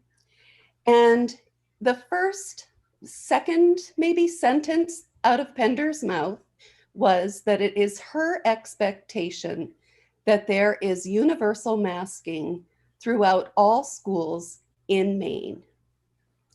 She says, yes, this is a recommendation. However, it's not a recommendation to be taken lightly. My mask does not work if you're not wearing a mask. And I think we're focusing, we will be focusing a lot on SEL, social emotional learning, and empathy, teaching empathy, having children learn how to be empathetic to others' needs. Empathy. I wear my mask because it protects you. You wear your mask because it protects me. We're all in this for the children. I work in an elementary school. Children are not vaccinated, 12 and under. They are at risk. Their families are at risk. My husband, who is high risk, is at risk. We have foregone family gatherings all summer because of this. We are making the right choices for our family. One other thing that I wanted to bring up, or two actually, in Van Buren, the Bangor Daily News posted today that Van Buren High School has closed down after a day because a staff member who had interacted with a great number of students at the high school tested positive for COVID. Van Buren High School is the first school to close in Maine due to COVID. Looking at the numbers that Dr. Shaw shared on his Twitter account, today, this morning, there were 123 people hospitalized, 61 in the ICU, 25 on ventilators in Maine. 80, I'm adjusting this, it was 72 hours ago, but he posted this 8 hours ago. So 80 hours ago, there were 92 people in the hospital, 43 in ICU, 17 on ventilators. So it went from 92 to 123 in 80 hours. 61 in the ICU, 43 in the ICU, and it went to 61 in the ICU in 80 hours. Sharon, you're at 4 minutes. Okay, 17 on ventilators and 45, 80 hours, or 25, 80 hours later. Thank you for listening. Thank you.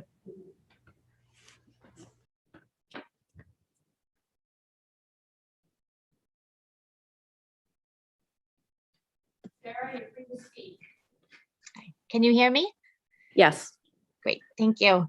I'm actually not going to speak specifically to mask or no mask. I shared my thoughts a couple of weeks ago and would be happy to come to another meeting if that is something that is going to be on the agenda. But the one thing I do want to quickly say is in reflecting on last year, we have a superintendent who led us through the year. We all were praising him throughout the year, as I think we should have, and the school committee for adjusting when things needed to be adjusted, whether whole schools needed to shut down for a period of time due to outbreak status. It was very apparent that the school committee and the superintendent were paying attention to the information that was given them, and then were making decisions based on that for the safety and well-being of the students and staff in our district. And so I just don't want us to forget that. I sometimes don't understand why we have people in leadership and ask them to lead, but then work very hard to go against their leading. I really trust that the school committee and the superintendent will make hard decisions when they need to and help us. I just realized I did not tell you, I'm a teacher at McMahon, and I'm a parent of 2 Lewiston students. So I just, I think we can continue forward with the plan, whether we feel mask or no mask should be mandated, because we can trust the leadership that we have. And I just would ask that people not forget the resiliency of our district, our leadership, our school committee, our students last year, our teachers who were able to adjust and make the changes that we all thought were probably impossible. And we really had a very strong year in a very difficult time. So that's all I would like to say. Thank you. Thank you, Sarah.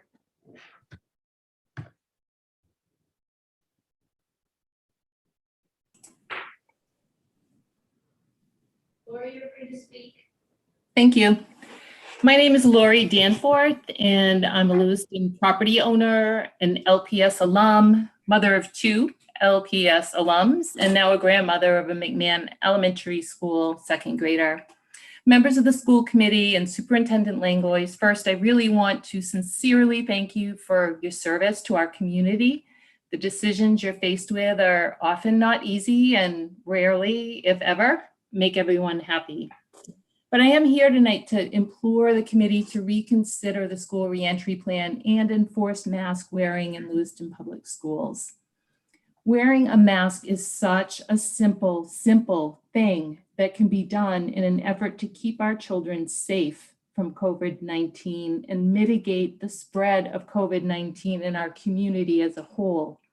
Putting personal feelings aside about the issue, isn't our primary obligation as a community to keep our residents, especially our most vulnerable residents, safe to the best of our ability? How could we not do everything in our power to prevent even one child from becoming seriously ill or on a ventilator or losing their young life when indeed we have the power to prevent or at least significantly reduce the transmission of COVID-19? How can we possibly think that it's acceptable, and how will we live with ourselves when the unthinkable happens? The Maine CDC has given their guidance, as has the US CDC. School districts all over the state are enforcing mask wearing to protect their children. Why are we not? What has changed since last year when children were wearing masks and social distancing in school? People are still dying.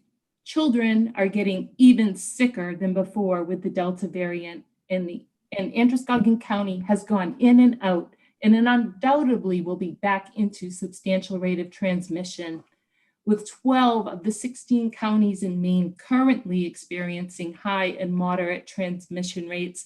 Now is not the time for any district to abandon safety protocols. I alone over the weekend visited 5 different counties in Maine. So the borders between counties are very blurred. Please do the right thing, protect our children, our teachers, and our community. We're all depending on you. Thank you. Thank you.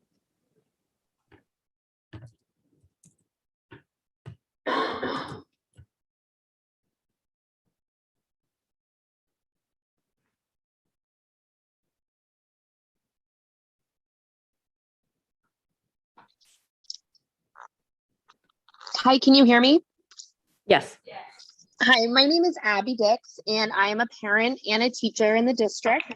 And I'm just coming on because I have been listening and I agree with both sides, actually.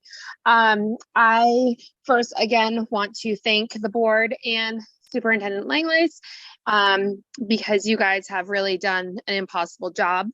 And we wouldn't be where we are without you guys. I am also coming here tonight because as a parent, I'm very nervous coming back to school. As a teacher, I am vaccinated and I am feeling a little okay with coming back. I'm excited 5 days. Everyone you talk to is so excited to come back for 5 days. That's not the issue.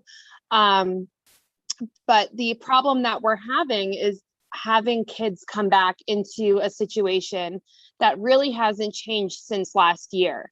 The numbers are still right about where they were last spring, where we had social distancing, where we had all of these precautions in place, and they're kind of changed, but not much. And now classroom sizes are being doubled and mask wearing is optional. Now, my husband and I are going to have our kids wear masks, but they're 5 and 7, and come on now, we know how they are. So they're only gonna do what they're going to do. And it is not my children's teachers' responsibility to make sure that they are being masked. They have enough responsibility as it is, on top of everything else that they're already doing. I cannot ask them to also police them on wearing masks, even though they understand the importance of it. That is just something that they are kids. And if they see their friends not doing it, I'm not sure they will be able to understand in their head the importance of it. And then I think on top of it, having one set of rules for the bus and another set of rules for the school is a huge, it's going to be, I think, a huge problem. Because I think there's going to be a misunderstanding between families. Because if they have the understanding that, oh, I thought it was optional, that might not be the case. And I don't think bus drivers are going to feel like they should have to have that fight with them, especially since our bus drivers, our numbers are so low anyway. Is that another thing that we want to put on top of the bus drivers? So I don't know if there's a way that maybe we can even think about doing a mandatory masking until September. I know that they're looking to having the vaccine come out for the younger ones, where that it will be optional for families at that point. I know once that is an option, I know our family is choosing to vaccinate, and at that point we will feel more comfortable without having masks. But just at this point, I think there's a lot of variables, like others have said. Thank you. Thank you, Abby.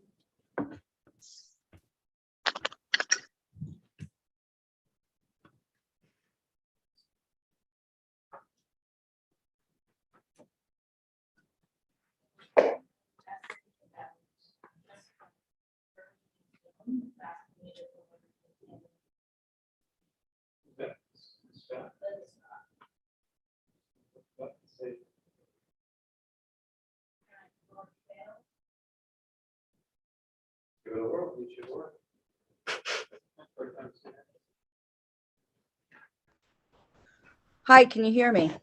Yes, Linda, I want to apologize. I'm the one that lowered your hand by accident.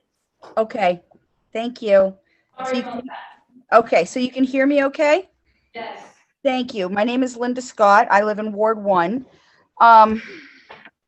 So I'm not going to reiterate what I said a few weeks ago when you already spoke about this. I do appreciate that you are taking some comments on how people feel about the mask, but I would like to caution that you are talking about something that is not on the agenda tonight. You're talking about some recommendations that the superintendent made. And I would also like to say that I am absolutely, unequivocally appalled by behavior I've seen this evening. As a former school board member for 6 years and a chair for 2 years, I have never seen a school board look so awful as I have this evening.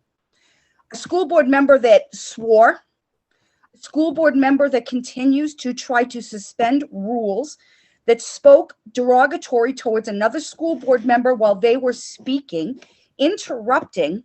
It looks absolutely gross.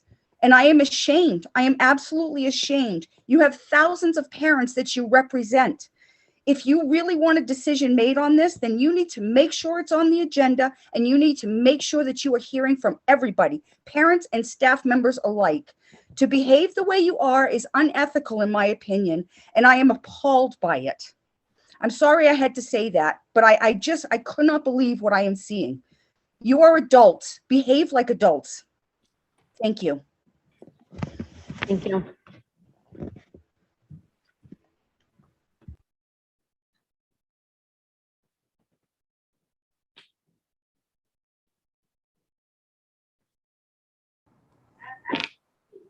Hi, my name is Abby Morton. I'm a first grade teacher at Connors.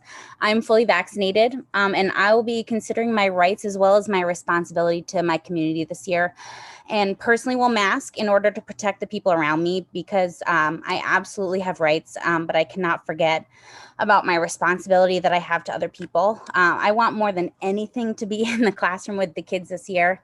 And I have watched it time and time again that how this community rallies for the benefit of one another. That's the kind of community I want to teach in. Please reconsider this decision. Thank you. Thank you.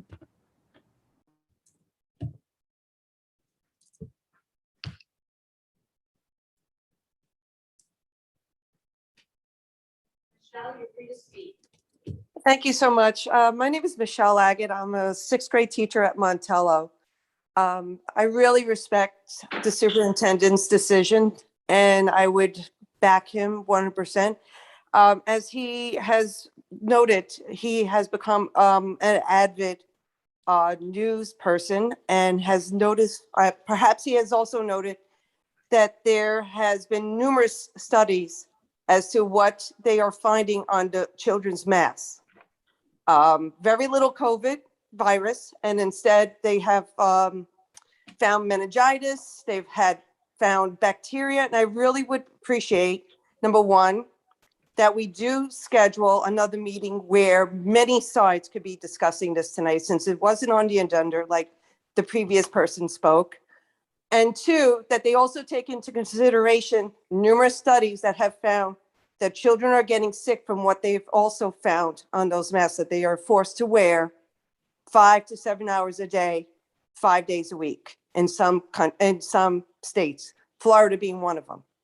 So I thank you very much for letting me speak tonight. And I really would appreciate that we table this decision for tonight and have all sides speak about it on another night. Thank you.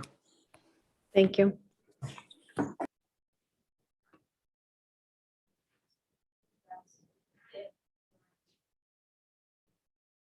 Seeing no other hands online, we'll come back to the committee. Member Bowden? I would just like to ask that we hold an emergency meeting to discuss this further and kind of stop talking about it tonight to move on. I'm curious about the superintendent's presentation with pool testing. Superintendent Lang, would it require a motion and a vote for us to, we can just hold an emergency meeting if we choose to, correct? I believe in procedural rules that if two members requested one, we could do one really quickly. So I'm certain that we can pull one off with a reasonable notice as requested. Okay, thank you. Any for the member Beauplant?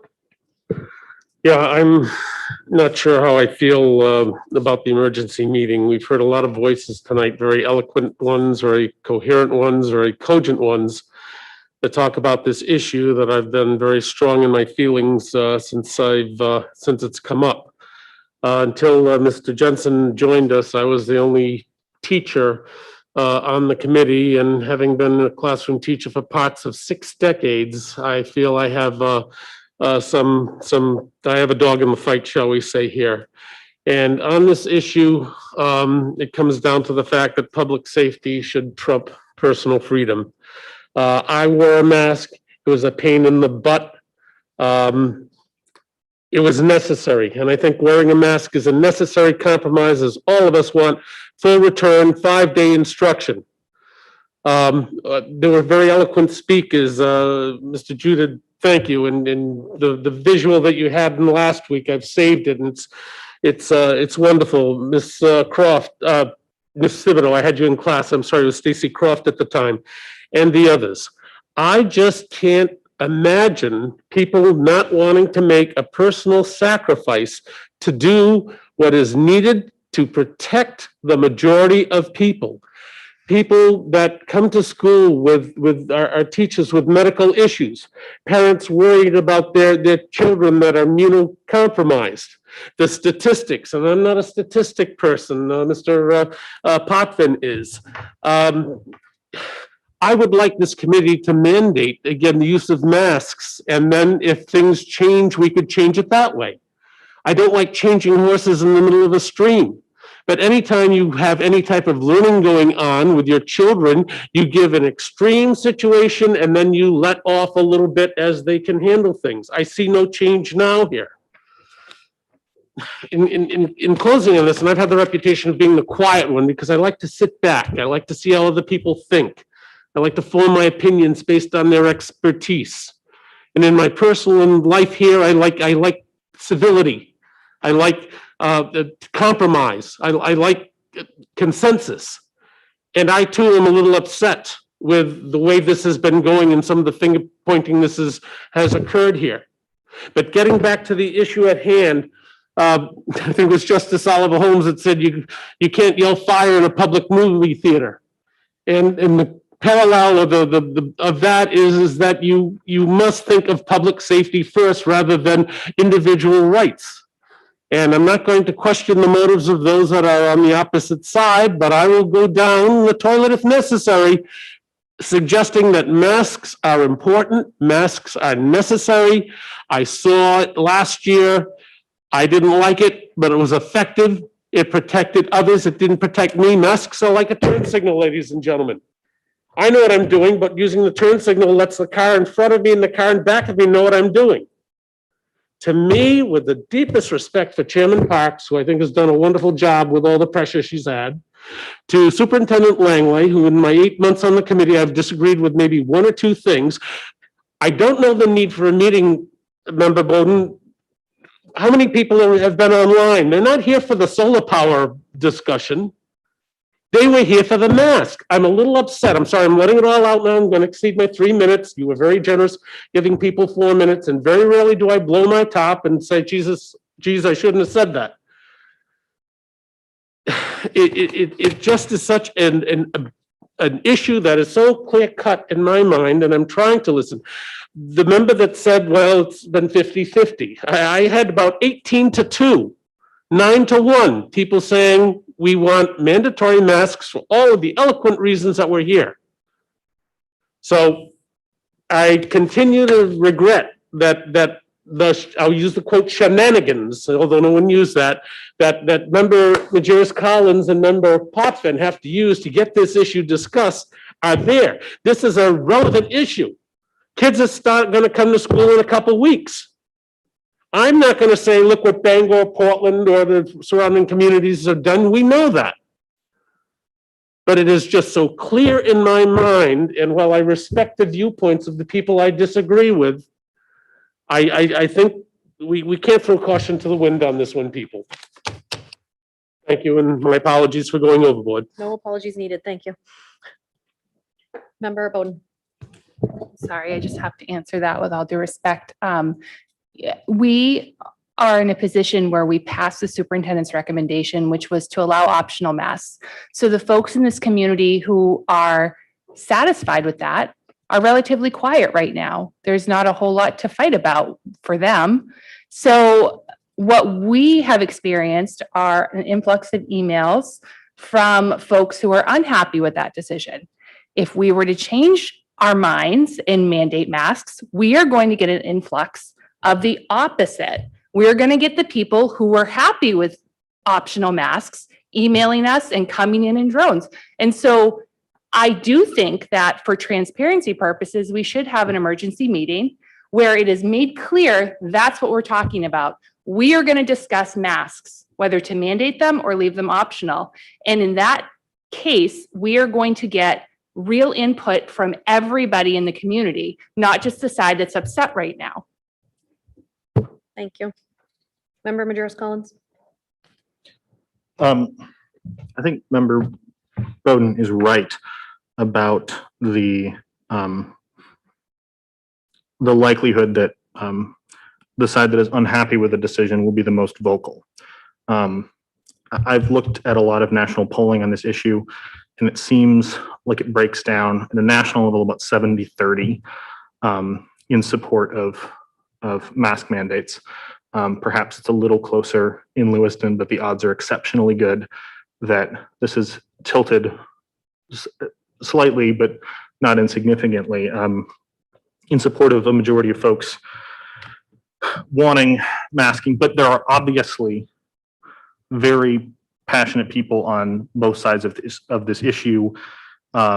We have heard from them extensively this evening, last week on August 2nd, at previous meetings. And so I guess what I would ask, and obviously if folks want to have an emergency meeting, I will be there. But I guess my question is, if there are members of this committee who are waiting to hear something that they haven't heard yet,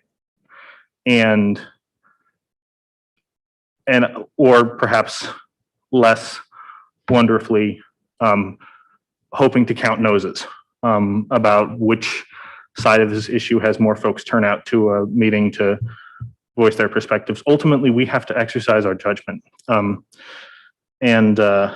understand that by a 5-4 majority of this board, we voted for something on August 2nd. Since then, the circumstances surrounding the pandemic have changed. We've lost one board member and gained one board member. And one of the 5 members of the board who voted for that original recommendation is seeking to reconsider his vote. Those strike me as the salient facts here: changing conditions, new board membership, and at least one person who's changed their mind. But I guess I'm struggling to see the wisdom of a special meeting unless there's someone on this board. And if there is, then more power to you. But after all that we have heard from all the people we have heard it from, who is still undecided about how they feel about this. And if there isn't, then my recommendation would be that we honor Member Potvin's desire to reconsider this item, which is, to the best of my knowledge, allowable under Robert's rules and does not require suspending the rules, thank God. But allow Member Potvin to bring his concerns forward, have a discussion, have a deliberative process, have a vote, and move on.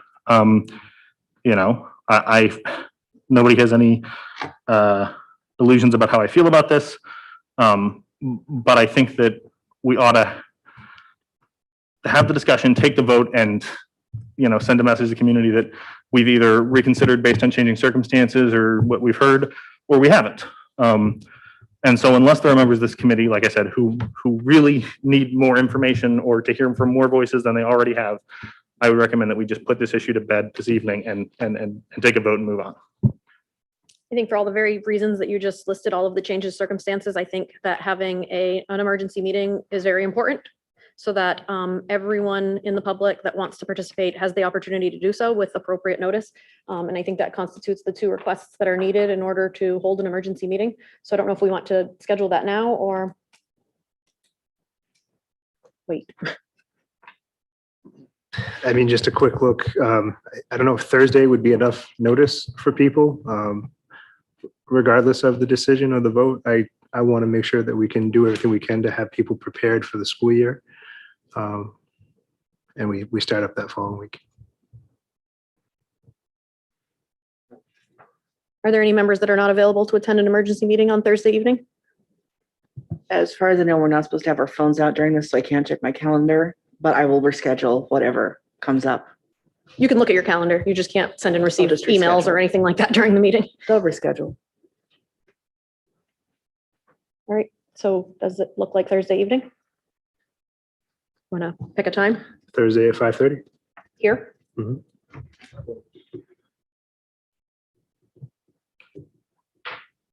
So I just want to be clear in having this emergency meeting, we're going to be in a position without suspending the rules to have members of this committee offer alternative approaches to handling the pandemic going forward. Is that how we're going to do this?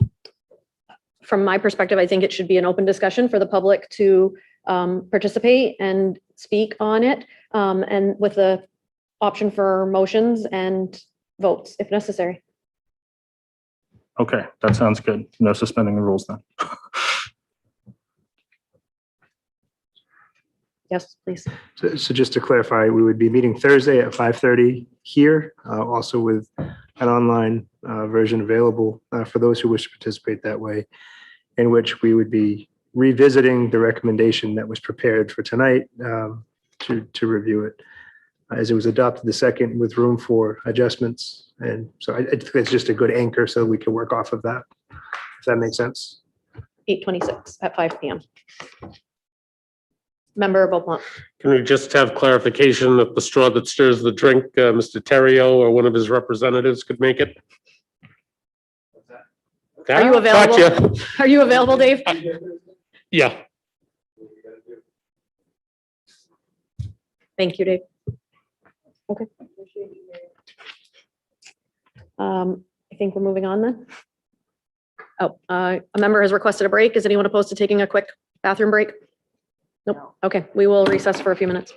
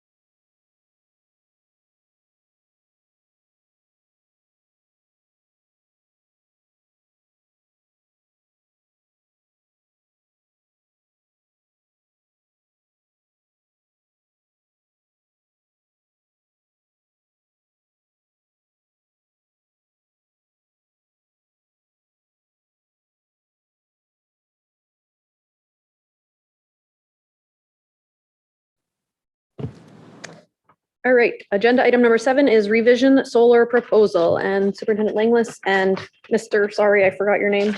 I can't find it. And the gentleman in the audience will present. It's Michael Bartner, sorry. Michael Bartner. And just, of course, I know we got lost in those items. On, would it be okay if at the emergency meeting, I share the pool testing? It's a pretty quick thing. Sorry, I did skip right over that. I apologize. I'm not, it's fine. Is everyone okay with us skipping the pool testing for tonight and having the full discussion? Yes. Thank you. Sorry about that.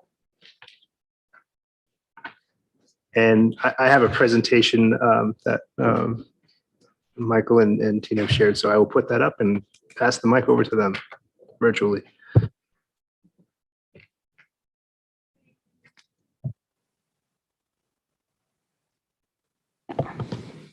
Good evening. I'm Tina Meserve. I'm the former superintendent for RSU 9 and RSU 16 before that. And I'm here tonight with Michael Bartner to talk to you about revision energy and options for schools to sign onto solar arrays, which was set up through the legislature in 2019. And I've been through the process with a variety of school districts, but first through RSU 9, we signed up with revision a few years ago. And it's a pretty amazing opportunity for school districts. One of the things that we discovered when we started looking into it is that we had a $552,000 electricity bill. And by signing onto a solar array, it was saving us $136,000 a year estimate with 2.1 million over the course of the 20-year contract. And so when once I went through that process with our school board, revision has used me as a liaison to other school boards and superintendents to help support them as they go through the process. So I'm here tonight just in case the board has some questions about process and the contracts in general, but Michael is the specialist and he's going to talk to you, do a little presentation for you and answer any technical questions you have about the array. So I'm going to have Michael come on up and do his presentation and I'll just be here in case there are any questions from the board. Thanks, Tina. So Jake, you can advance the slide here. Revision energy. So we've been around the state of Maine for over 17 years. Built thousands of systems, partnered with schools, municipalities along the way. Next slide. So we're an employee-owned company here in Maine, so you can feel good about partnering with us. We're also a certified B Corporation, meaning that we take social and environmental factors into our decision-making processes. And if you go to the next slide.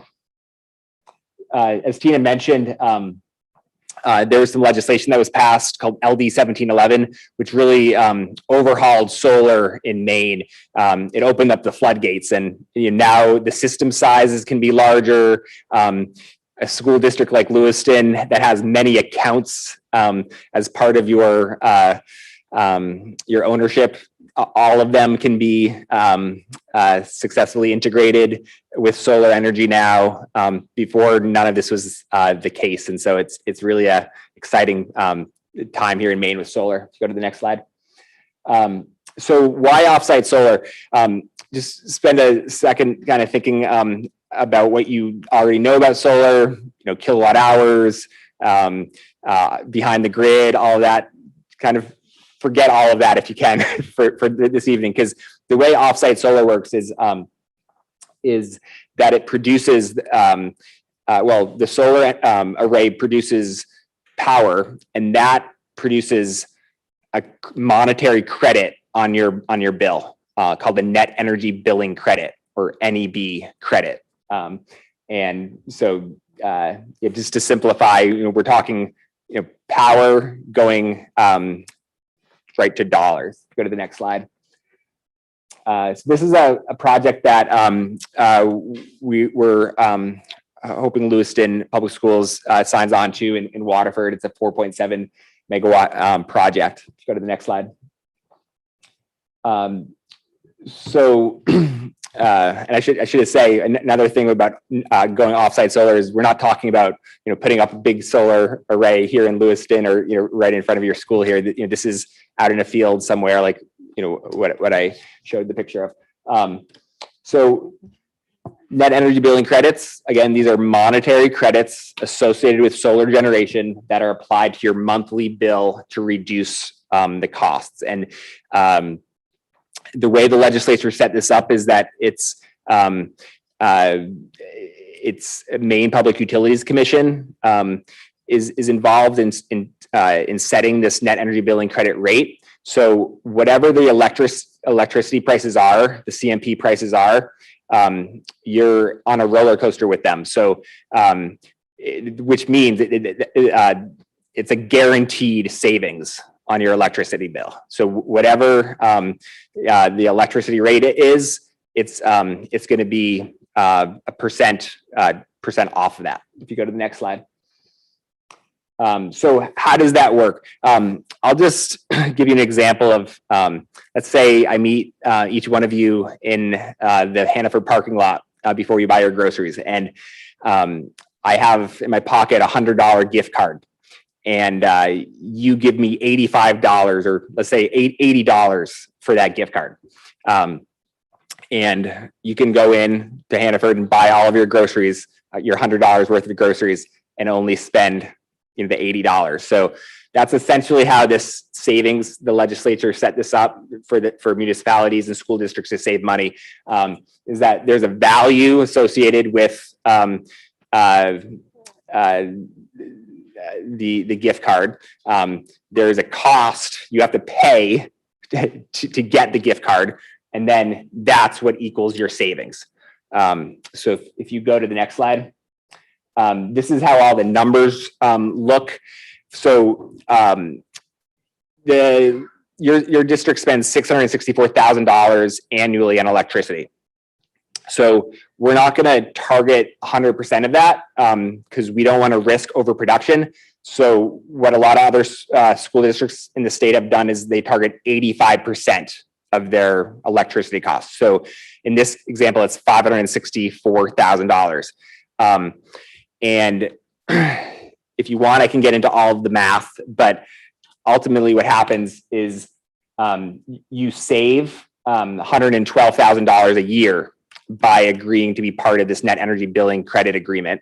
And over 20 years, you save $2.6 million as a district. So this is significant savings opportunity to be involved here. Many districts, MSAD 52 signed recently. RSU 10 Rumford is signing. Biddeford Public Schools signed last week. So you're in good company. A lot of interest in this program. I was telling Jake, that the legislature, this is such a popular program that they're starting to kind of pump the brakes on it. And there is a chance that if you don't jump on here, that the same opportunity is not going to exist in the future. So it's really timely that you're all meeting about this evening. If you go to the next slide. So again, this is consistent long-term savings from solar energy through this net energy billing credit. It's a very low risk. There's hardly any risk at all in terms of moving forward with this. If you go to the next slide. Actually, did I see a hand? Yes. You said there's low risk. Could you talk to the risk or any risk that there is? Yeah, that's a great question. So, I guess the risk would be, let's say if the biggest thing that people come to mind is this is a 20-year contract. So, no one really knows what the world's going to be like in 20 years. But that said, it's the way the legislature set this up is that it's 20 years of guaranteed savings. And so the reason for the 20-year contract is because this is an asset, it's a multi-million-dollar asset that is getting built for solar generation. And so we can't, it's something that needs to have security behind it. Another thing that people think sometimes about risk is the system goes down, an inverter goes out, and so what happens in that scenario? And I was going to get to it, but I'll just say that we are, revisions right on the ground here in Maine to any issue with the solar array, we're monitoring it. And loosen, if the system goes down, you don't have to pay for, you just can continue to pay your CMP like you normally do. And so, but the way all the finances work is that there's an investor partner that won't get paid if the system is down. So the investor partner who's paying for the insurance on the system is paying us to maintain the system, to build the system, maintain it, monitor it, all that. Their goal is to get recoup their capital, and so their incentive is to make sure that the system is operating, and that's Revision's job too. So yeah, there's no threat of Maine Public Utilities Commission taking away this program. It's not going to be a situation where I think that one of the biggest risks is actually not signing on to it and losing the opportunity, and the $2.6 million that you'd be saving. So that to me is actually when we think about risk. But no, thank you for asking the question. I think it's really the way the legislators set it up. It's pretty bulletproof in terms of and solar in itself, by the way, it's a very reliable technology. It's becoming more and more popular by the day. I've been having solar power personally, my rooftop and out in a farm somewhere, and it covers all. I have a geothermal system in my house, and it covers all of our electricity costs, all of our heating, cooling costs. So it's really a remarkable thing, solar power. Yes, Bruce.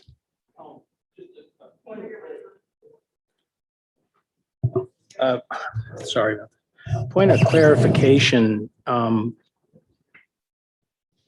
Would we be buying into a specific array, and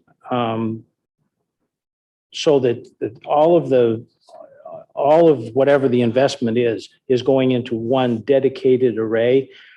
If something should happen to that array, would the savings be transferable to a different array, or is solely tied to that? Yep. And the part of this is just like anybody that's investing. If you can prove that you've got customers, then you can borrow against the income, in the future income. And so what we're helping to do by doing this is we're actually helping to get it built by creating the market for that particular array. Yep, that's correct. Yeah, I mean, like some of these arrays, if Lewiston decides, oh, we're not interested, we don't want to save the $2.6 million, then there is a chance that the array, one of these arrays, wouldn't get built, even though there's strong interest in the program. But so you are, as a district, supporting solar energy, the growth of solar energy. And the first part of your question, in the contract, in the net energy billing credit agreement, it will actually have the system specifications of the solar array. If you sign right now, it would be the one in Waterford, and that would be the one that you're agreeing to be part of. Because I remember when we first talked that it was a different array. I think there was one up towards in Gardner. That's full. That's full now. That one's been fully committed. Yeah. Okay. Yeah. So yeah, this is a 4 megawatt project that Revision built in Skowhegan for Rockland, the city of Rockland, the town of Rangeley, Dover, Foxcroft, Topsom, Vassalboro, and Vassalboro Community School. What's really important about this is that it's the first solar farm of its kind in Maine where it's utilizing these net energy billing credits, and so it's exactly how all these cities and towns are saving based on this program right now. So if you go to the next slide, and again, Revision's role, we found the location for the solar array. We're building it, we're maintaining it. So by working with Revision, you're supporting a local Maine company that's been around the state for a long time. That's employee owned and all of that. If you go to the next slide, yeah, and that's it. I wanted to open up for Q&A. Any discussion, Member Hopman? So if I understand this right, the whole vision of the school department being involved is basically you need customers to purchase that energy which is being developed by that solar array. That's correct. Yeah. So what happens is that in a technical way, the net energy billing credit it doesn't exist without CMP bills. So the owner of the asset, the owner of the solar array, they can build whatever they want, but there's no value to it unless they have CMP bills attached to it. When there's CMP bills attached to the solar array, then solar produces energy, and that will produce this monetary credit that appears. There are bills now that says NEB credit, and there's a credit that actually comes right onto your CMP bill. And so it's that straightforward in terms of, but yeah, we are absolutely, that's what we're looking for right now is large users of electricity, municipalities, school districts, water and sewer districts, those type of customers that have CMP bills to benefit from this program. So would we in essence be owners of this, part owners? No, so that's actually the great part of it is that you're not an owner of this asset. So you don't have to worry about insurance. You don't have to worry about like all the capital expenditure. Yeah, any of that. All you're doing is you're saying, I'm agreeing to purchase the energy. It's a power. I don't really like to use this word during presentations because it can be kind of confusing. But if you've ever heard of a power purchase agreement, a PPA, mostly Revision's done these for schools, like rooftop solar for schools and on-site projects. But that's essentially what this net energy billing credit is. It's a power. You're agreeing to purchase the power from this specific solar array. So why wouldn't it be a municipal function? Why would it be specific to the school department? Why wouldn't the city of Lewiston just take this as a whole?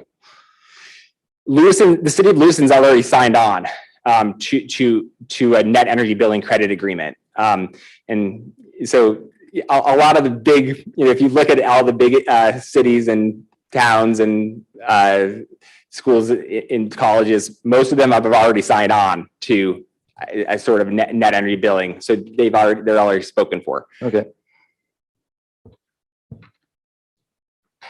Bruce, Member Damon? Michael, the array in Waterford has not been built, right? No. So the credits that we would be assigned to wouldn't start until it actually comes online? That's correct. And that could be a year, 2 years? Yeah, the commercial operation date will be listed in the agreement as next year, as 2022. But there's also an outside commercial operation date that could be the following year. We're very confident that we're building these. We have a good rollout now, so it's most likely the savings. This will kick in sometime next year for the district. Okay. In terms of putting in your budget, the savings, I can work with you on that. But from a conservative approach would be that you wouldn't you wouldn't necessarily put it into your budget but you would for when it says the outside commercial operation date, that's when I would feel comfortable, actually budgeting the savings. And I know it's a little bit subjective, but what percentage of the Waterford array would we actually be purchasing the power of? Are we 20, 30% of the total output, or? No, it would be a bit higher than that. More like, and we might decide that it's just gonna be a array between like 2 players. This one, we've done it as small as 3 before, and yeah, there's sometimes we do as many as 5, but yeah, you'd be sharing this array with another large entity. At least one. At least one, maybe 2 others. Mr. Jensen, Member Jensen. Thank you, Madam Chair. So the presentation does a great job of explaining the program itself, but it really doesn't explain anything about Revision Energy. So my questions are you guys the ones that actually set up the solar panels, or are you just the middleman, like salesperson? Yeah, it's a great question. No, so we're Revision Energy. We're an EPC company. If people know that, engineering, procurement, construction. That's how you can think of Revision Energy. We're pretty lead and mean on the sales side, and so we're not. We're definitely wrench turners at Revision. I'm not, but all the guys in the photo there, the 260 people are, and so. Yeah, this like Revision is, we're building, we're constructing, we're designing it, we're constructing it. That doesn't mean that we never use any outside contractors or things like that. I mean, this is a busy season with these solar arrays. So, we will sometimes, look for outside contractors to help Revision. But you can feel confident that this team is actually really working hard on designing these arrays. That in terms of we have a person on staff that's only in charge of figuring out where these are going to go. She's wonderful, going all over the state and kind of figuring out, working with the Maine Audubon Society, kind of figuring out the ideal locations for these arrays that are not in habitat sensitive areas and all of that. So yeah, Revision, before the 17 years, we were actually a solar company called Energy Works, and so we kind of evolved into Revision Energy. And so we have a long history in the state. We've done many projects, and can feel good about it. So fair to say that you guys do the installation of the arrays, you pretty much do the whole process. What do you guys contract out? Well, so I mentioned outside capital before. So we're actually an employee-owned company. So we're a lot of the benefits from solar is from tax incentives, from tax credit that you get. So we don't pay any taxes as an employee-owned company, and so therefore we're in terms of this project. It's an investor owned. It's actually the nation's largest investor community solar asset owner that we've partnered up with. That has the chairman lives here in Maine, and we have a very strong affiliation with them. And so, in terms of that's the biggest part of this. That is that we get the system all the way to the 1 yard line, and in terms of getting built. And then we assign ownership to this party, and they're the ones that are putting up the money to build it, because of Revision Energy doesn't have number one assets that's large enough to build this, and so we're getting paid. That's how the money flows. Is that Revision Energy is getting paid to build, to locate the array, to build it, to maintain it. We basically do everything except own the system. Okay, so you did say contracting though. Like what would be the contracting?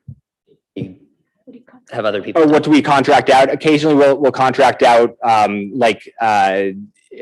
of the construction services. One of the things with these arrays is that they're 16 foot pegs in the ground so certain of the construction that we'll contract out.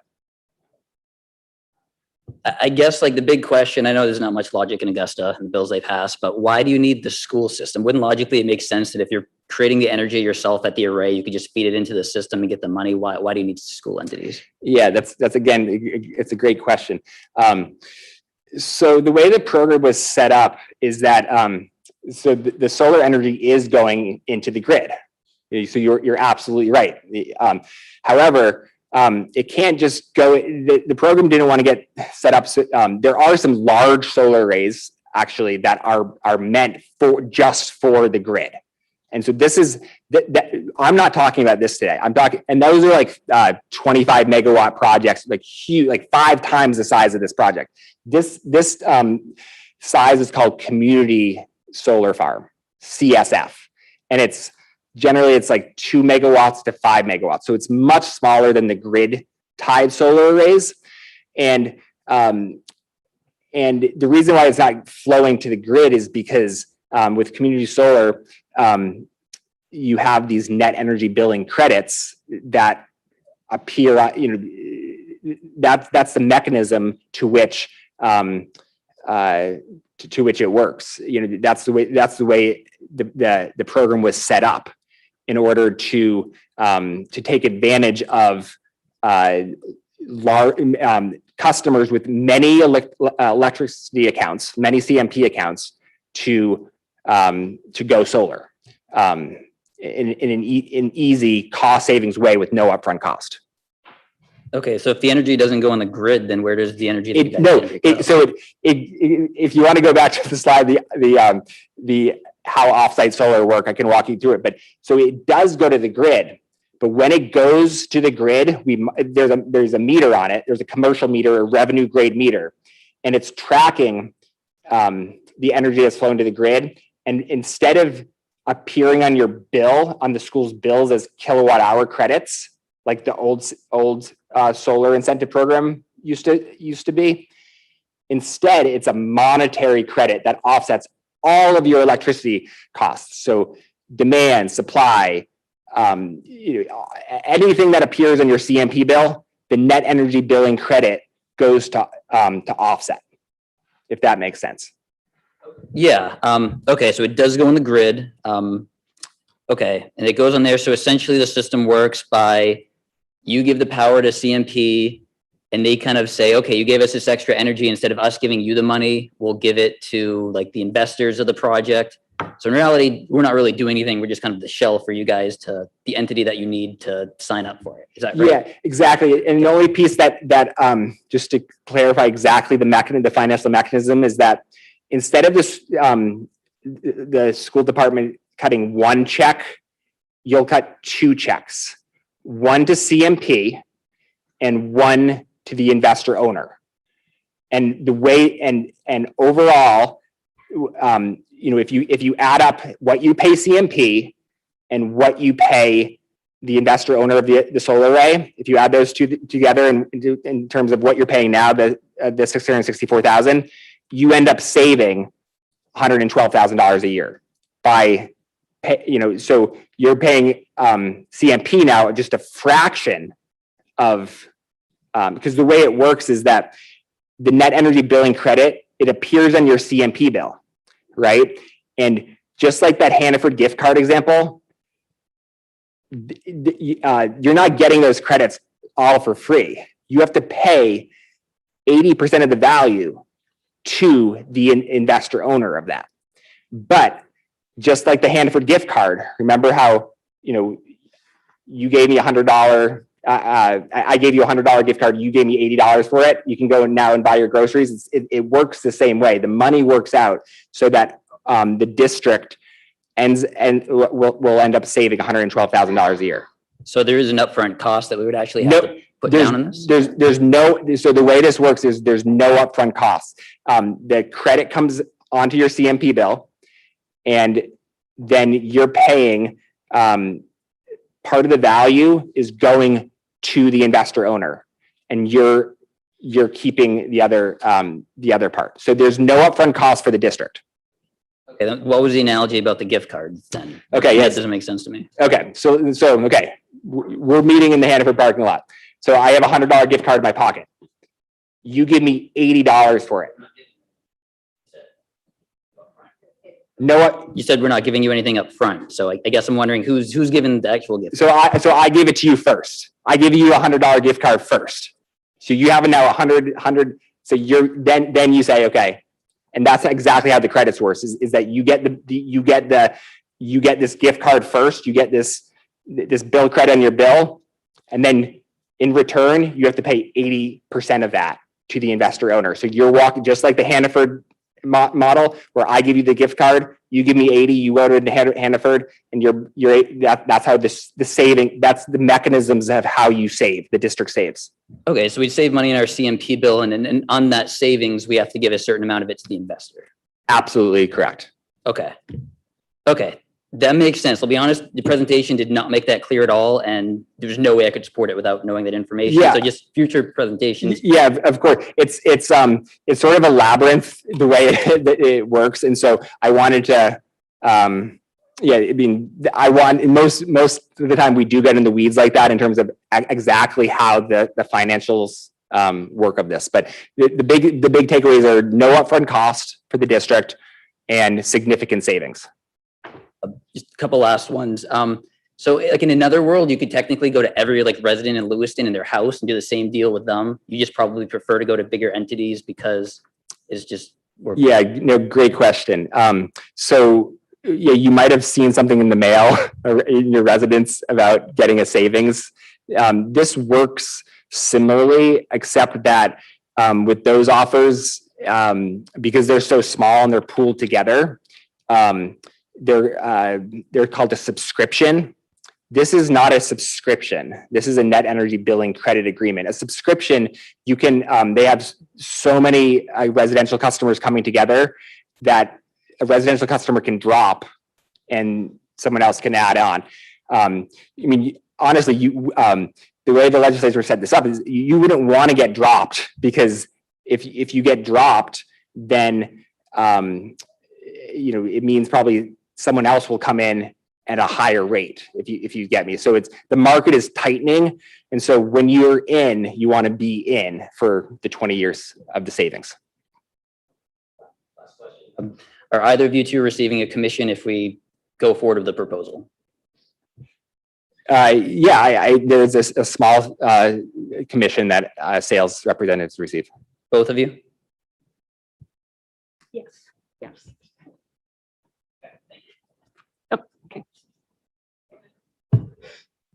Miss Hawkins, Member Hawkins. Just want to say thank you very much for coming in and talking to us about this. I really appreciate it. I went to school to be an electrician because I was curious about solar and wind and how electricity works in the first place. So this is really good to see. Still working on getting my landlord to see the light, but we'll get there eventually. I love this option for the schools because infrastructure is something that takes some work to get done, but being able to opt in this way is good.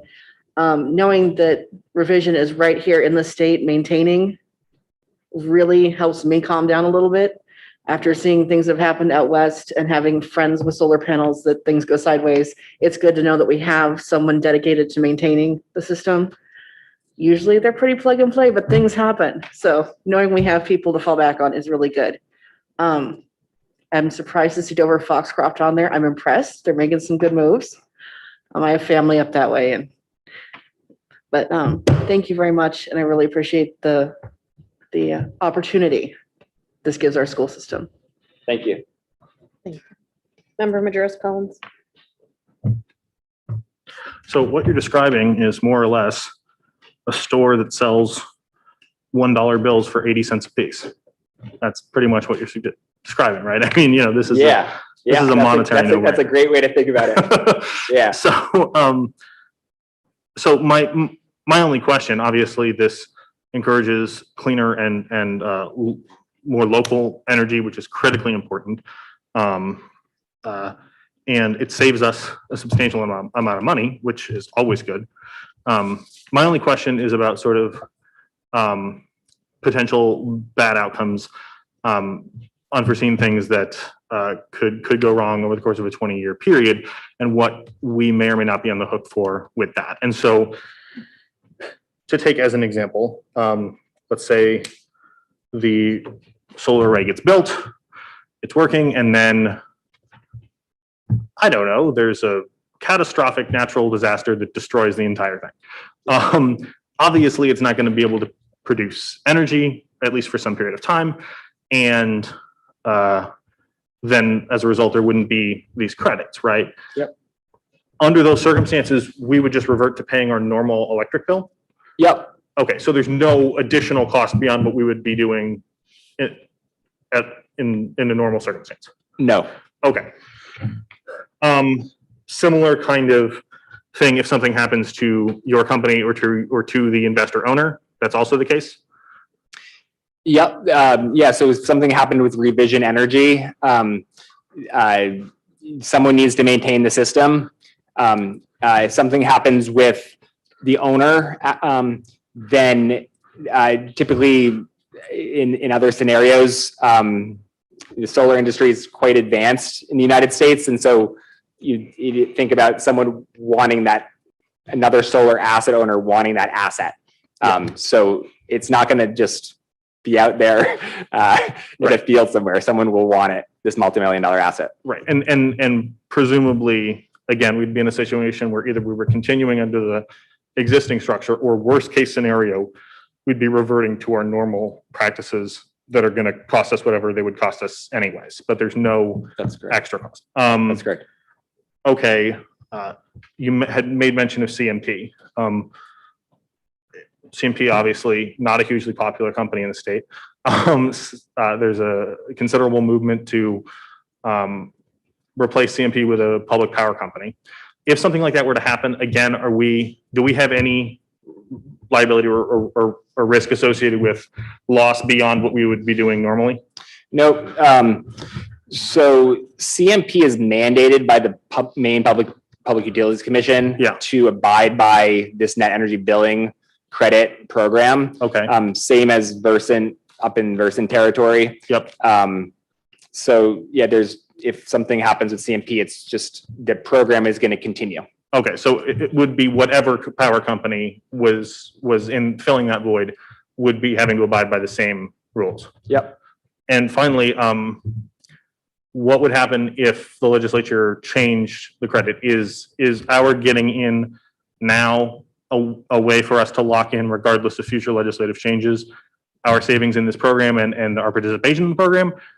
If the state somehow brought the program to a conclusion prior to the end of the contract, would we be out any money above and beyond what we would ordinarily be paying for electricity?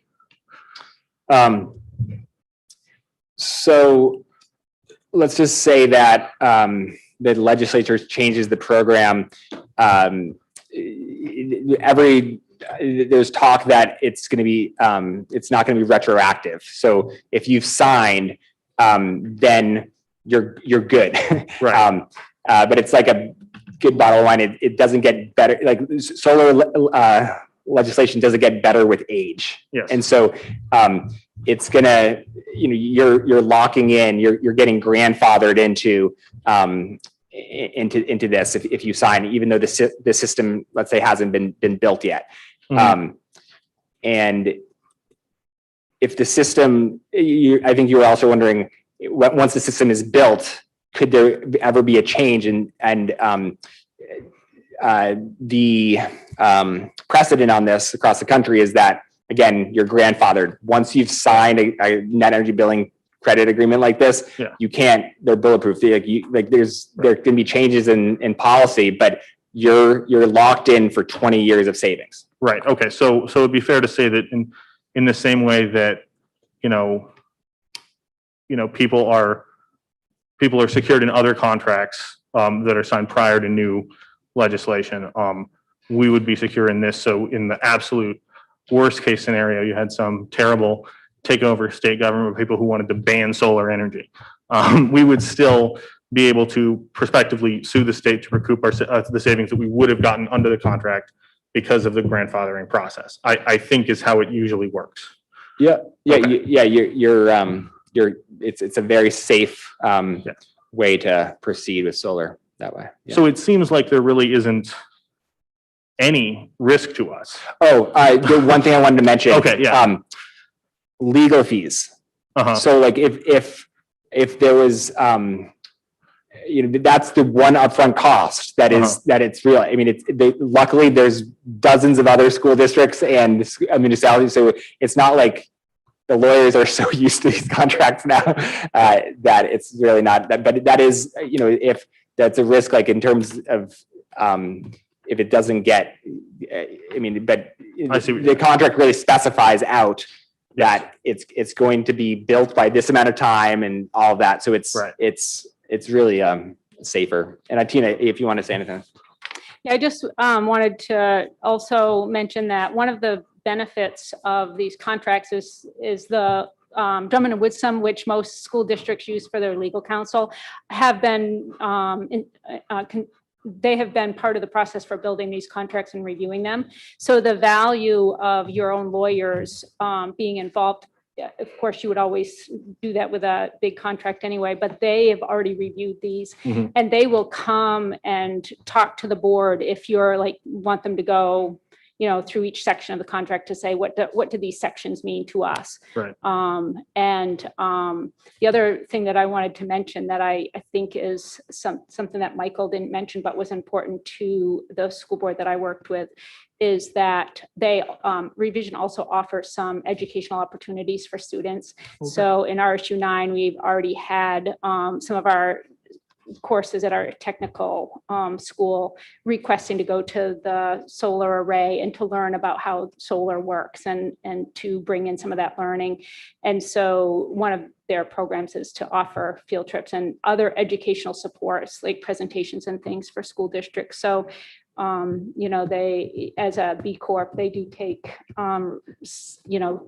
that part of their work is also part of their agreements, which, we really value. So two things, know that your lawyers will look out for you and explain the details. I know probably Jake has already had lots of meetings with their lawyers to review the contracts, but that is something if the full board wants. I know that that's how it worked in RSU 9, is they did come and make sure that the board understood the contract. I mean, it seems like there is very little to none at all downside or risk to this. The worst case scenario is we revert to the status quo. And if it works, which it seems like it's already working in other districts and other municipalities, we're going to save $2.6 million over 20 years. So yeah, through my research, about 40 districts have signed into solar arrays, not all with Revision, but I think we've signed close to 15 of those 40, but statewide there's a lot of movement for school districts because again, it's $100 and something thousand a year is a big amount of savings for school districts who struggle yeah, absolutely, with funding. So are we entertaining approval tonight or what's going on? So my hope for tonight, and I guess I'll back up a little bit. This presentation was made to the facilities subcommittee some time ago, but there was some legislative noise that popped up during session, and we were kind of following that to see what precedent might be set. And so the precedent they're referring to was what just happened. And so while there's precedent, it was kind of just set, at least here in Maine. My concern as we first heard the pitch was just that. So if our political favor sways and people don't want to award those credits by way of legislation and tax credits or what have you, would that interfere with the existing contract? And this precedence made me feel a whole lot better about it. I think short of that, I might not have brought this to you. I think at this point, what I'm looking for from this committee is to do a final review with legal, who has it, we've talked about it, but do a final review with them about the terms. And then if there are no surprises in that conversation, to execute this contract. Member Majerus Collins. So Superintendent Langlois, would you potentially be looking for a vote tonight to say that, as long as you and the lawyers feel everything's straightforward, that we would approve this ahead of time? Yeah, that's my theme. I would then make a motion to delegate the authority to sign such a contract to the superintendent, and leave it in the hands of the superintendent and the lawyers. So although I appreciate that, Jake, the agenda does not say that we are approving or voting on anything. It was a presentation or a proposal. So I think with the spirit of how this meeting has gone tonight and doing something that's not on the agenda, I think we should abide by that precedent. It's on the rationale, but it's not on the agenda. Oh, sorry, gentlemen, go, Mr. Jensen and then, Mr. Beaumont and then Mr. Jensen. Thank you. Hate to bring this down to the most common denominator, but when I buy a car, I like to read the brochure, get all the information, but also test drive it. And there's no way to test drive this. I would recommend that we have representatives talk to some of the older customers of Revision to see their observations of it. Certainly, again, I have no doubt that you're very professional and show integrity on that, but I think we've got to look at what others have done and the good and the bad of it, if there is any bad of it. So that would make me want to go forward, but it will need to come back for a final vote, I hope. Thank you. Mr. Jensen. Thank you, Madam Chair. Just my preference would be to hear from legal review before we make any decision as a board, just my personal opinion. Thank you. Any other discussion or questions? No? Thank you both very much. Thank you. Agenda item number 8, to receive and approve the TEPG adjustments. Is there another way? Am I supposed to say it? Yeah. Okay.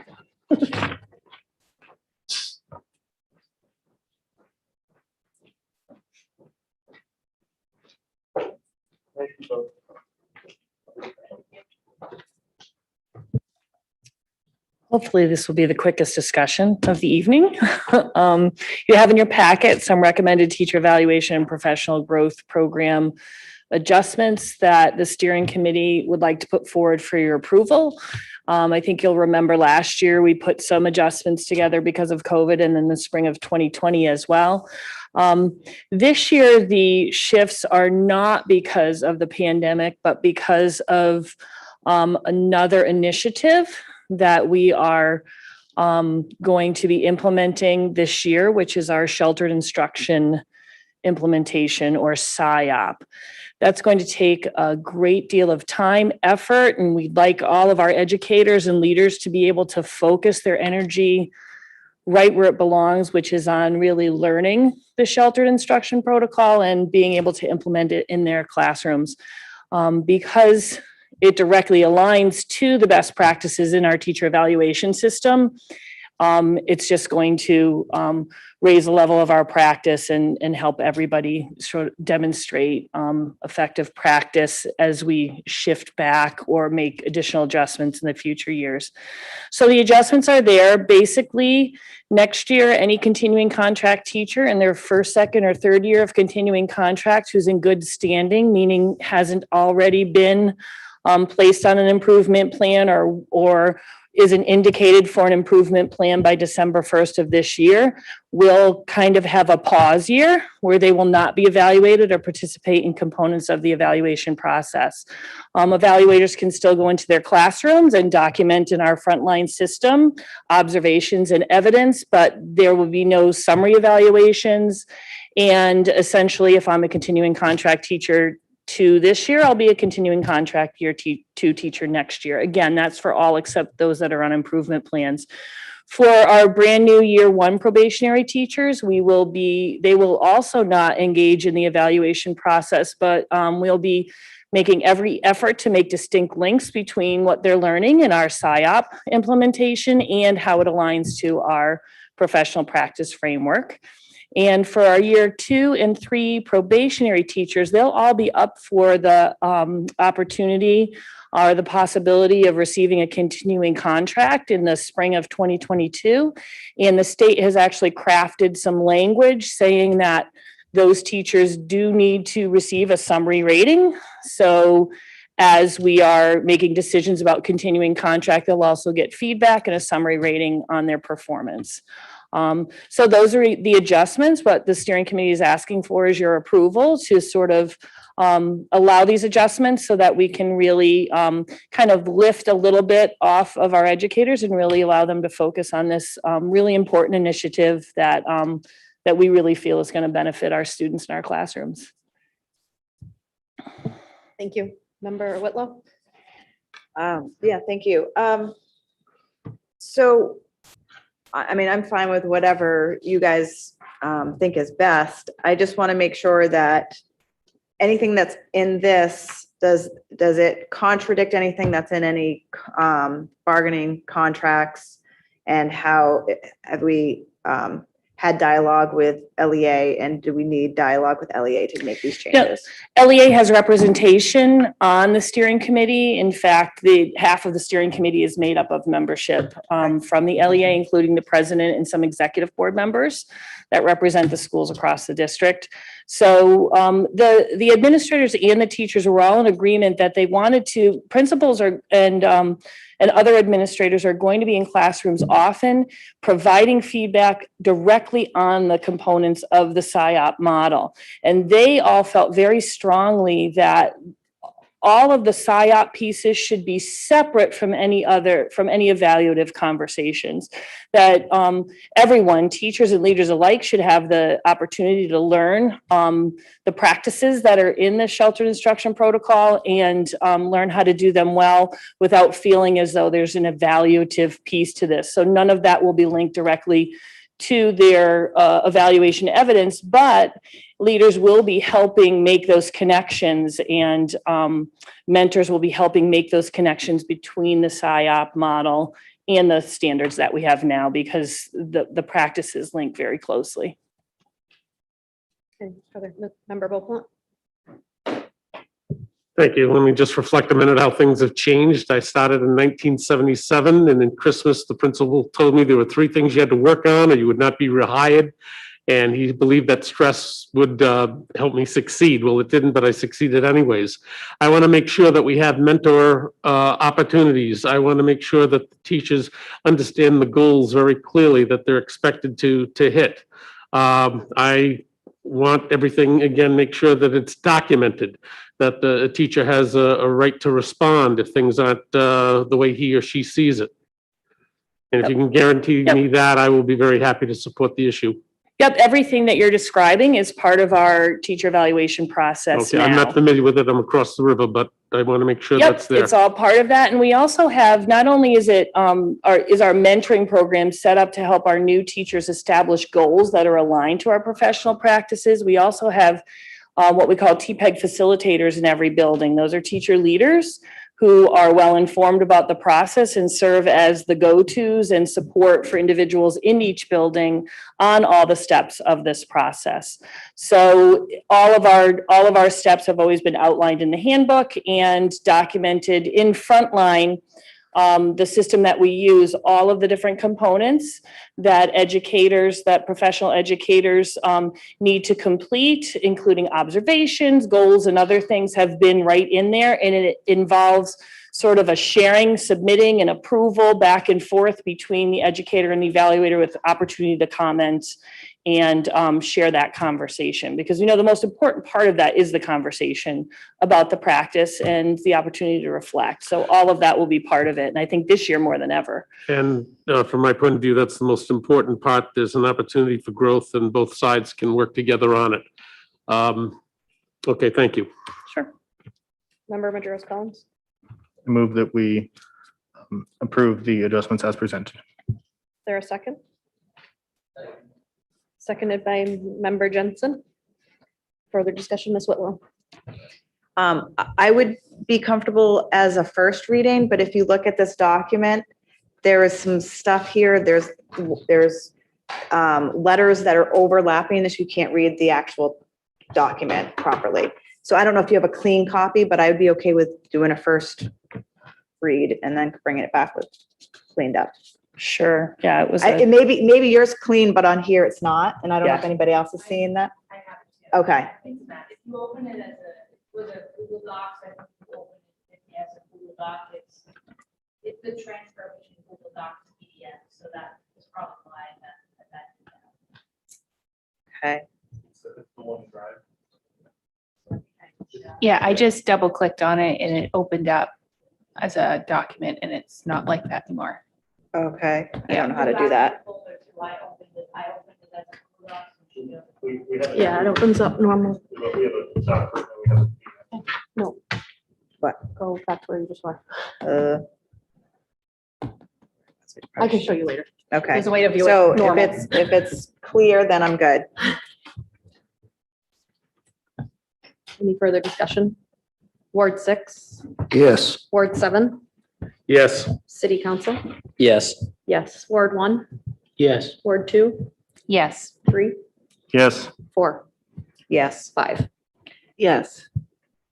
Motion passes 9-0. Thank you. Thank you on behalf of the committee. Thank you. Agenda item number 9, to receive and approve the first reading of the following policy, BED, remote participation in school board meetings. So you can also see this in your packet. We took this language right from MSMA. There was as part of the shifting in the emergency order at the end of June, and then also some other rulemaking early in July, it came down that local school boards had to have a policy regarding remote participation for meetings. Megan and I actually, Madam Chair and I reviewed it when it came down and knew that we had to get it before you, but also knew that we were actually exceeding the expectations of the policy.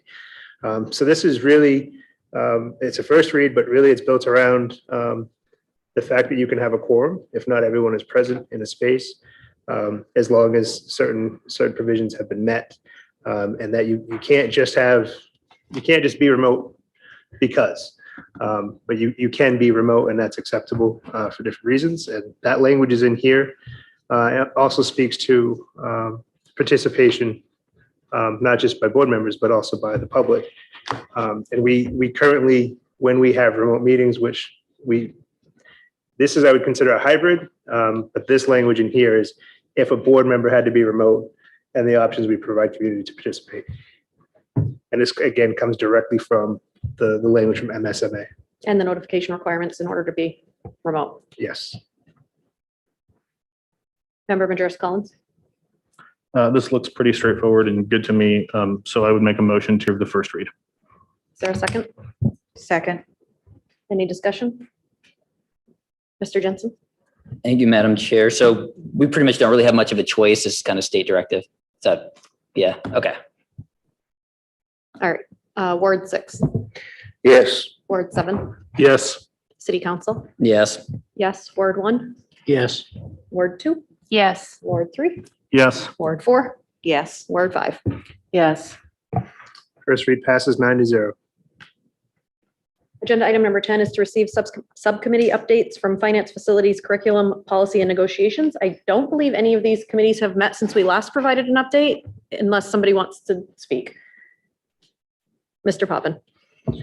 Yeah, no, we haven't met, but we have been talking as administration continues internal audit, and I'm not going to sugarcoat it. It's continuing to go in the wrong direction. The last estimate is approximately 2.7 million now that we're overspending that we do not have in the budget.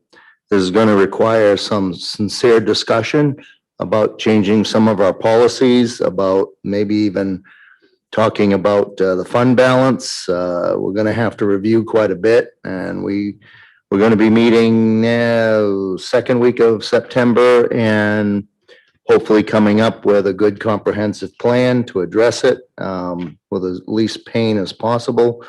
There's a wide variety of options, so the only thing is that it's the news we were hoping to avoid, but it's there.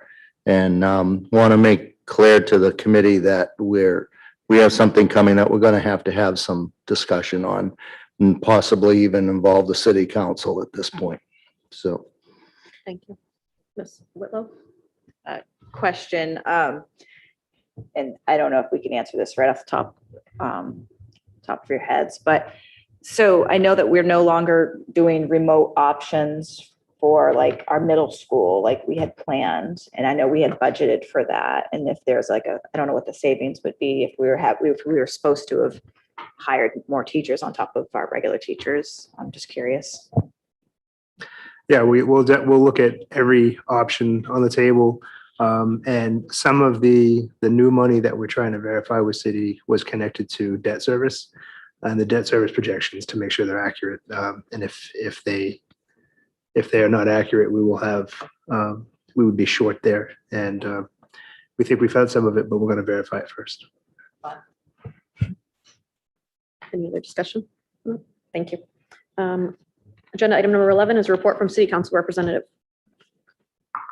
Thank you, Madam Chair. I don't have a whole lot to report other than we did meet last Tuesday night and we put forward some changes, possible changes of the city charter to voters. And so the voters will have a final say in it. I guess what would affect the school committee would probably be first and foremost the staggered terms. We went with option A, which was a 2-year term. Felt that 4 years was a bit too long. Yeah. Yeah, second that. Other than that, we pretty much put forward everything. We made a change. We didn't want to do the age eligibility one for running for office, lowering to 18. And we took out the provision to not allowing a person, or the provision that would have allowed a person to move from their ward to remain in office. So we took that part out. Other than that, everything else pretty much went through as presented to the public. That's all. Thank you. Great, thank you. Agenda item number 12 is report from school committee chair. I had written this down and I forgot to bring the paper with me. How Abdil let me know that there is an event with a partnership with a community partner, and I'm going to blank on who it is. I had written all of this down to hand out school supplies, backpacks, that kind of stuff to children in Kennedy Park this weekend on Saturday. Jake, do you have more details on that? Because I'm clearly not as prepared as I had intended to be. There's a few things, and there's been a number of organizations involved. But yes, I believe there's one Saturday. I can get more information and push that out. There's also one this Wednesday in Kennedy Park. That's going to have music and pass outs and awards and not awards. I want to say gifts, supplies, but not gifts. Supplies and maybe a few other things that we could throw in to try to get those invested. What's that? Swag. There's no chance I can say that on a microphone. So yeah, and so that's Wednesday evening. I'll be there to enjoy and participate in hopefully the kickoff. And it's the event is called Move, which is really move back to school and getting some excitement about getting back into school. Great, thank you. That's all I have. Agenda item number 13 is a report from the superintendent. Things are really busy right now. Thank you for your ongoing support. I know I talked a lot tonight, and I look forward to Thursday's meeting. And that's all I can think of at this moment. Karen, I don't know if you want anything when we do the superintendent update. But. I would just share, the curriculum committee hasn't met, but I would just share that the dyslexia committee has made a decision about our dyslexia screener. So our K students will be screened for dyslexia. The initial screener, saying the end of the day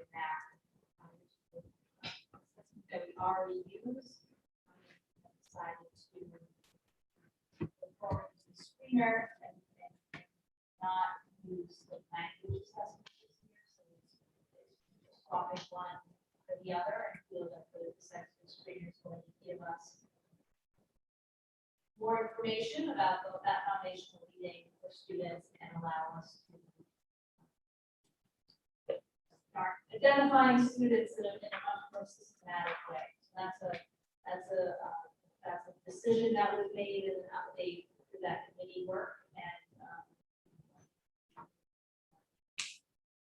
Ms. Bowden? Sorry, I just have a quick question on that. So when you're screening kids for dyslexia, you said you're using NWEA to. They have a screener. They have a foundational screener that allows us to use results as a way to determine if the student is at risk. Now, what if a student is opted out or numerous students are opted out of taking NWEAs? How are you going to screen those students? So right now, that's our universal screener. We would have to look at other alternatives. We chose to go with this option because it was not a one-on-one assessment for teachers, which required more time away from learning. So if we had students that a teacher had concerns with, then we would have to find an alternative way. But right now, we decided that universal screener is the way that we're going. Thank you for your work on that. And Tanya, thank you for your work on that. So a quick add, it reminded me, I don't know that it came to the forefront with the committee last fall, early winter, but the state did make a decision to adopt the NWEA as its main education assessment. So we used to have this NWEA and the MEA, and now the NWEA is the MEA, if that makes sense from an assessment standpoint, because I know that's a topic that many of you have asked about. That's the investment.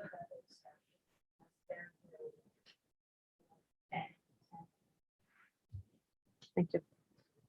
Agenda item number 14, school committee community announcements. Ms. Hawkins? So on August 29th, there's going to be an event in downtown Lewiston. It's kind of separate from schools, but impacts children as well, especially if they have pets. There's a collaboration between a group called Community Critters, Caitlin's Kitchen, and Androscoggin Humane Society to provide flea and tick medications, a chip opportunity if you need to get your chip for your pet. They'll have a lot of giveaways, supplies, things like that. There's going to be information tables there as well with other community resources. So that'll be August 29th from 11 to 3, I believe. Thank you. Anything else? The Lewiston Area Public Health Committee, in partnership with some community providers, is hosting a recovery rally in Kennedy Park on September 18th from time changed. It's 10 to 1 now.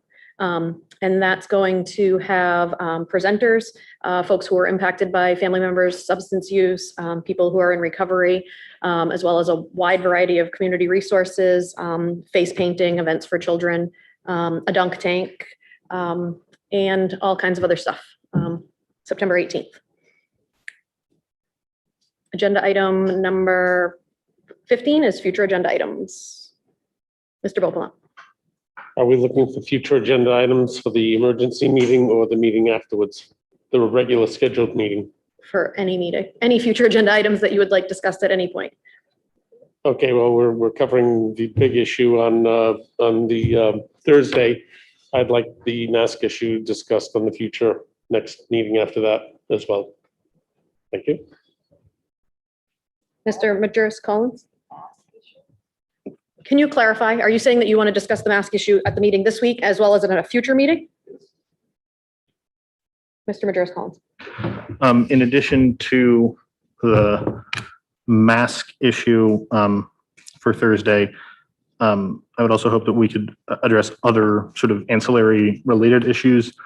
So I don't know if you want specific agenda items now, or if we can just go into that meeting with sort of a broad-based understanding that members should be in a position to offer ideas about what we're doing and generally consider anything to be in order. So which would you prefer?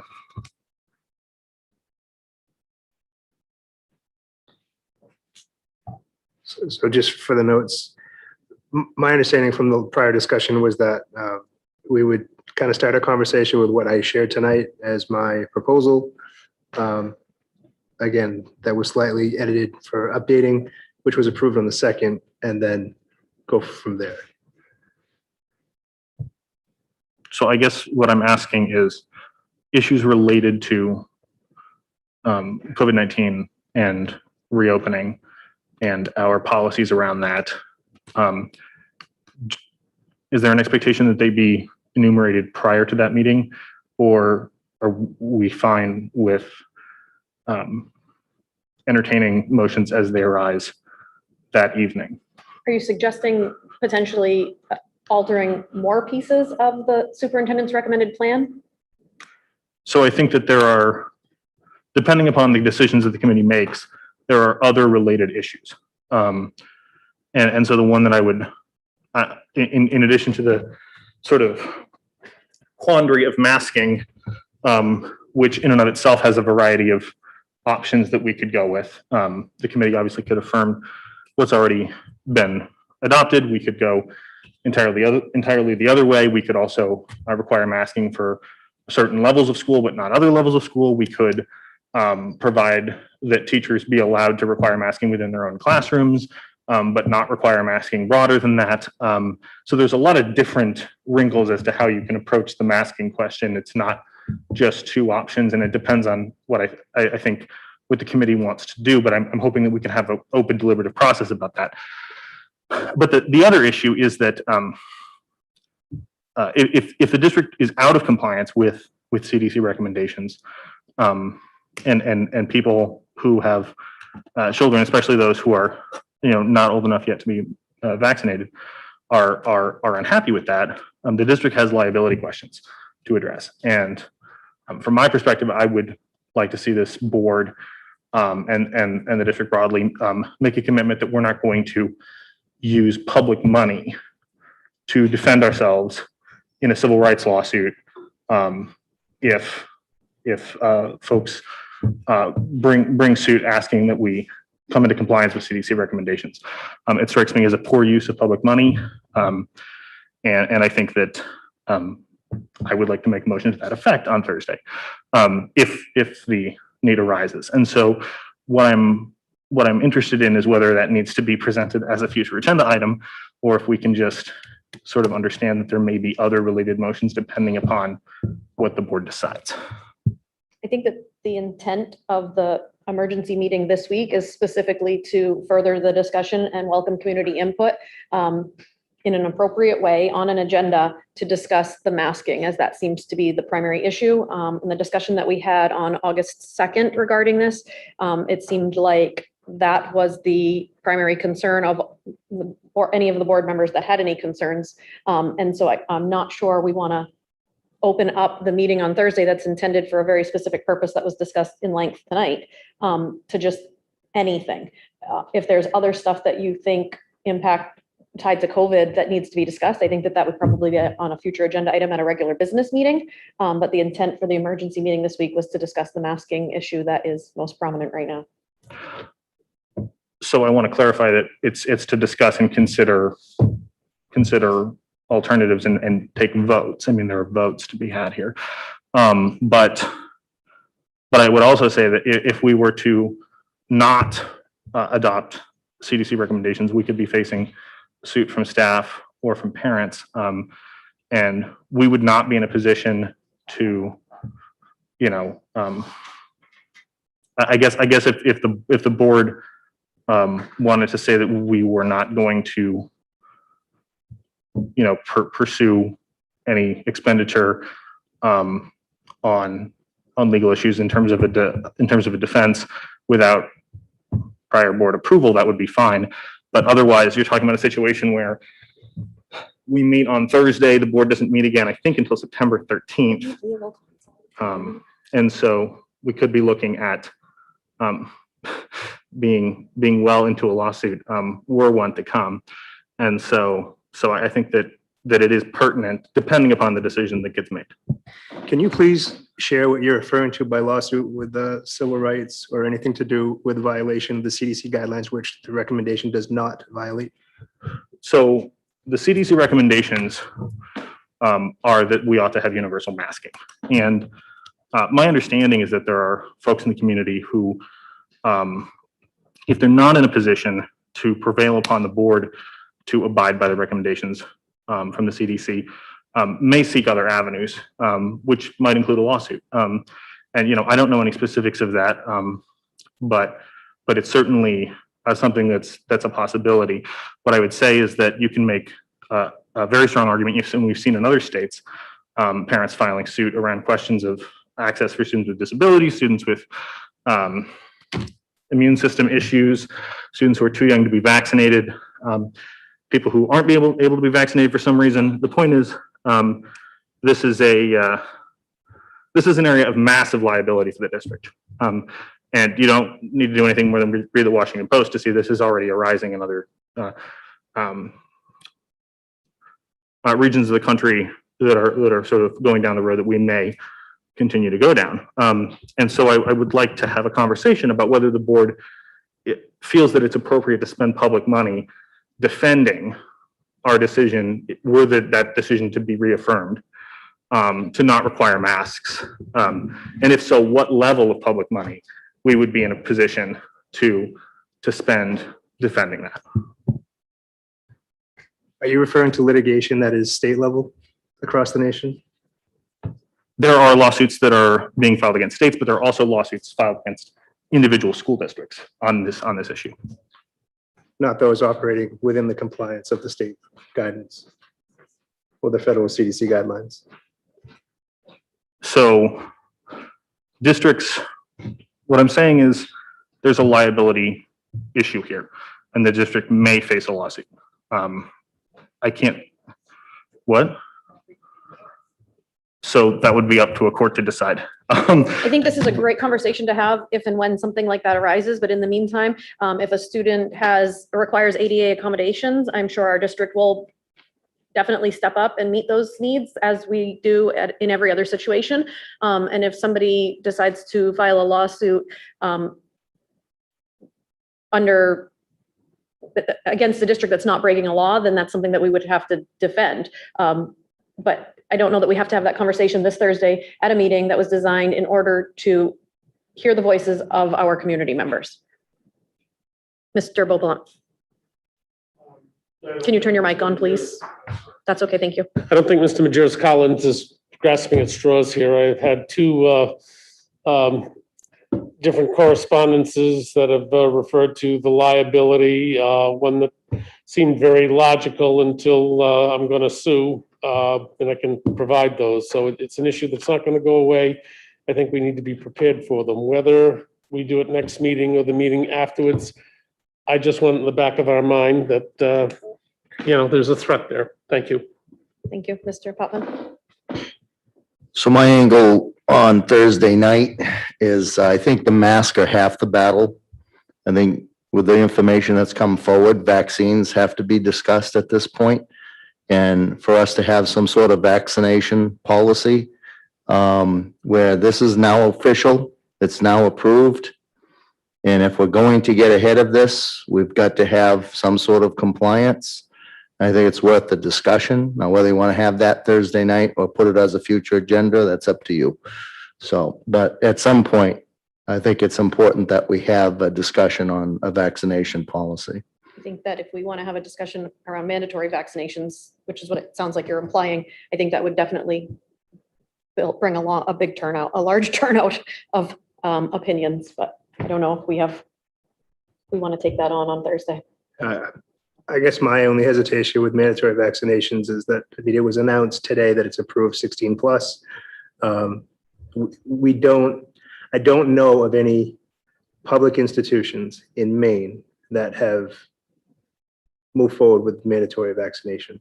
The University of Maine system. So I don't know. The University of Maine. Can I? I'm good. Again, that would be, if you think it's a bigger subject than I just think it's a Thursday, very then, huge subject, yes. yeah. But I think it's a subject that's eventually going to have to be crossed.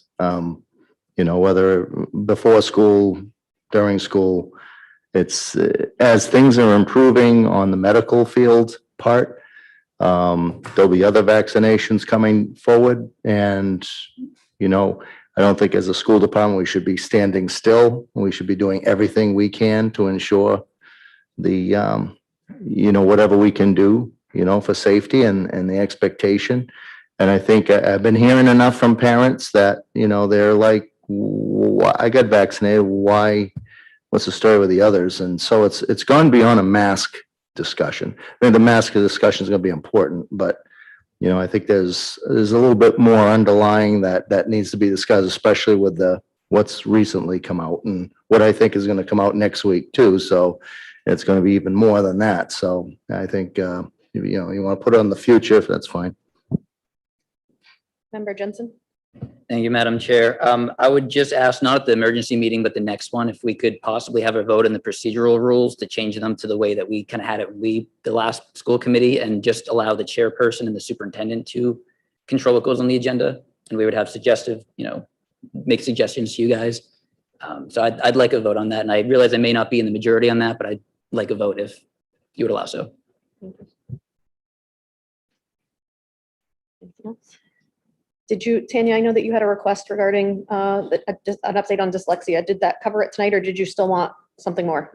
Oh, yeah, I actually, I'd like to do my own presentation once we hit a year, just to kind of do an overview of what the district has accomplished, what we've learned. I want to interview a lady that teaches my son how to read. And I want a presentation, and I don't want it to be anything more than just information.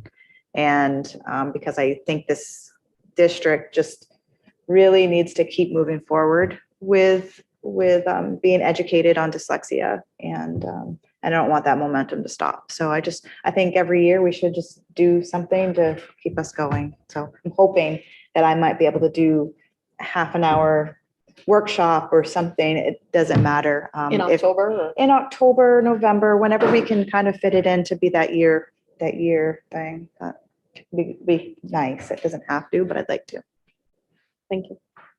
Agenda item number 16, to enter into executive session to discuss labor relations with the Lewiston Administrators Association in accordance with 1 MRSA 4056D. Is there a motion? Second. Moved by member Jensen, seconded by member Damon. Ward 6. Yes. 7. Yes. City Council. Yes. Yes. Ward 1. Yes. Ward 2. Yes. Ward 3. Yes. Ward 4. Yes. And Ward 5. Yes. Thank you. Motion passed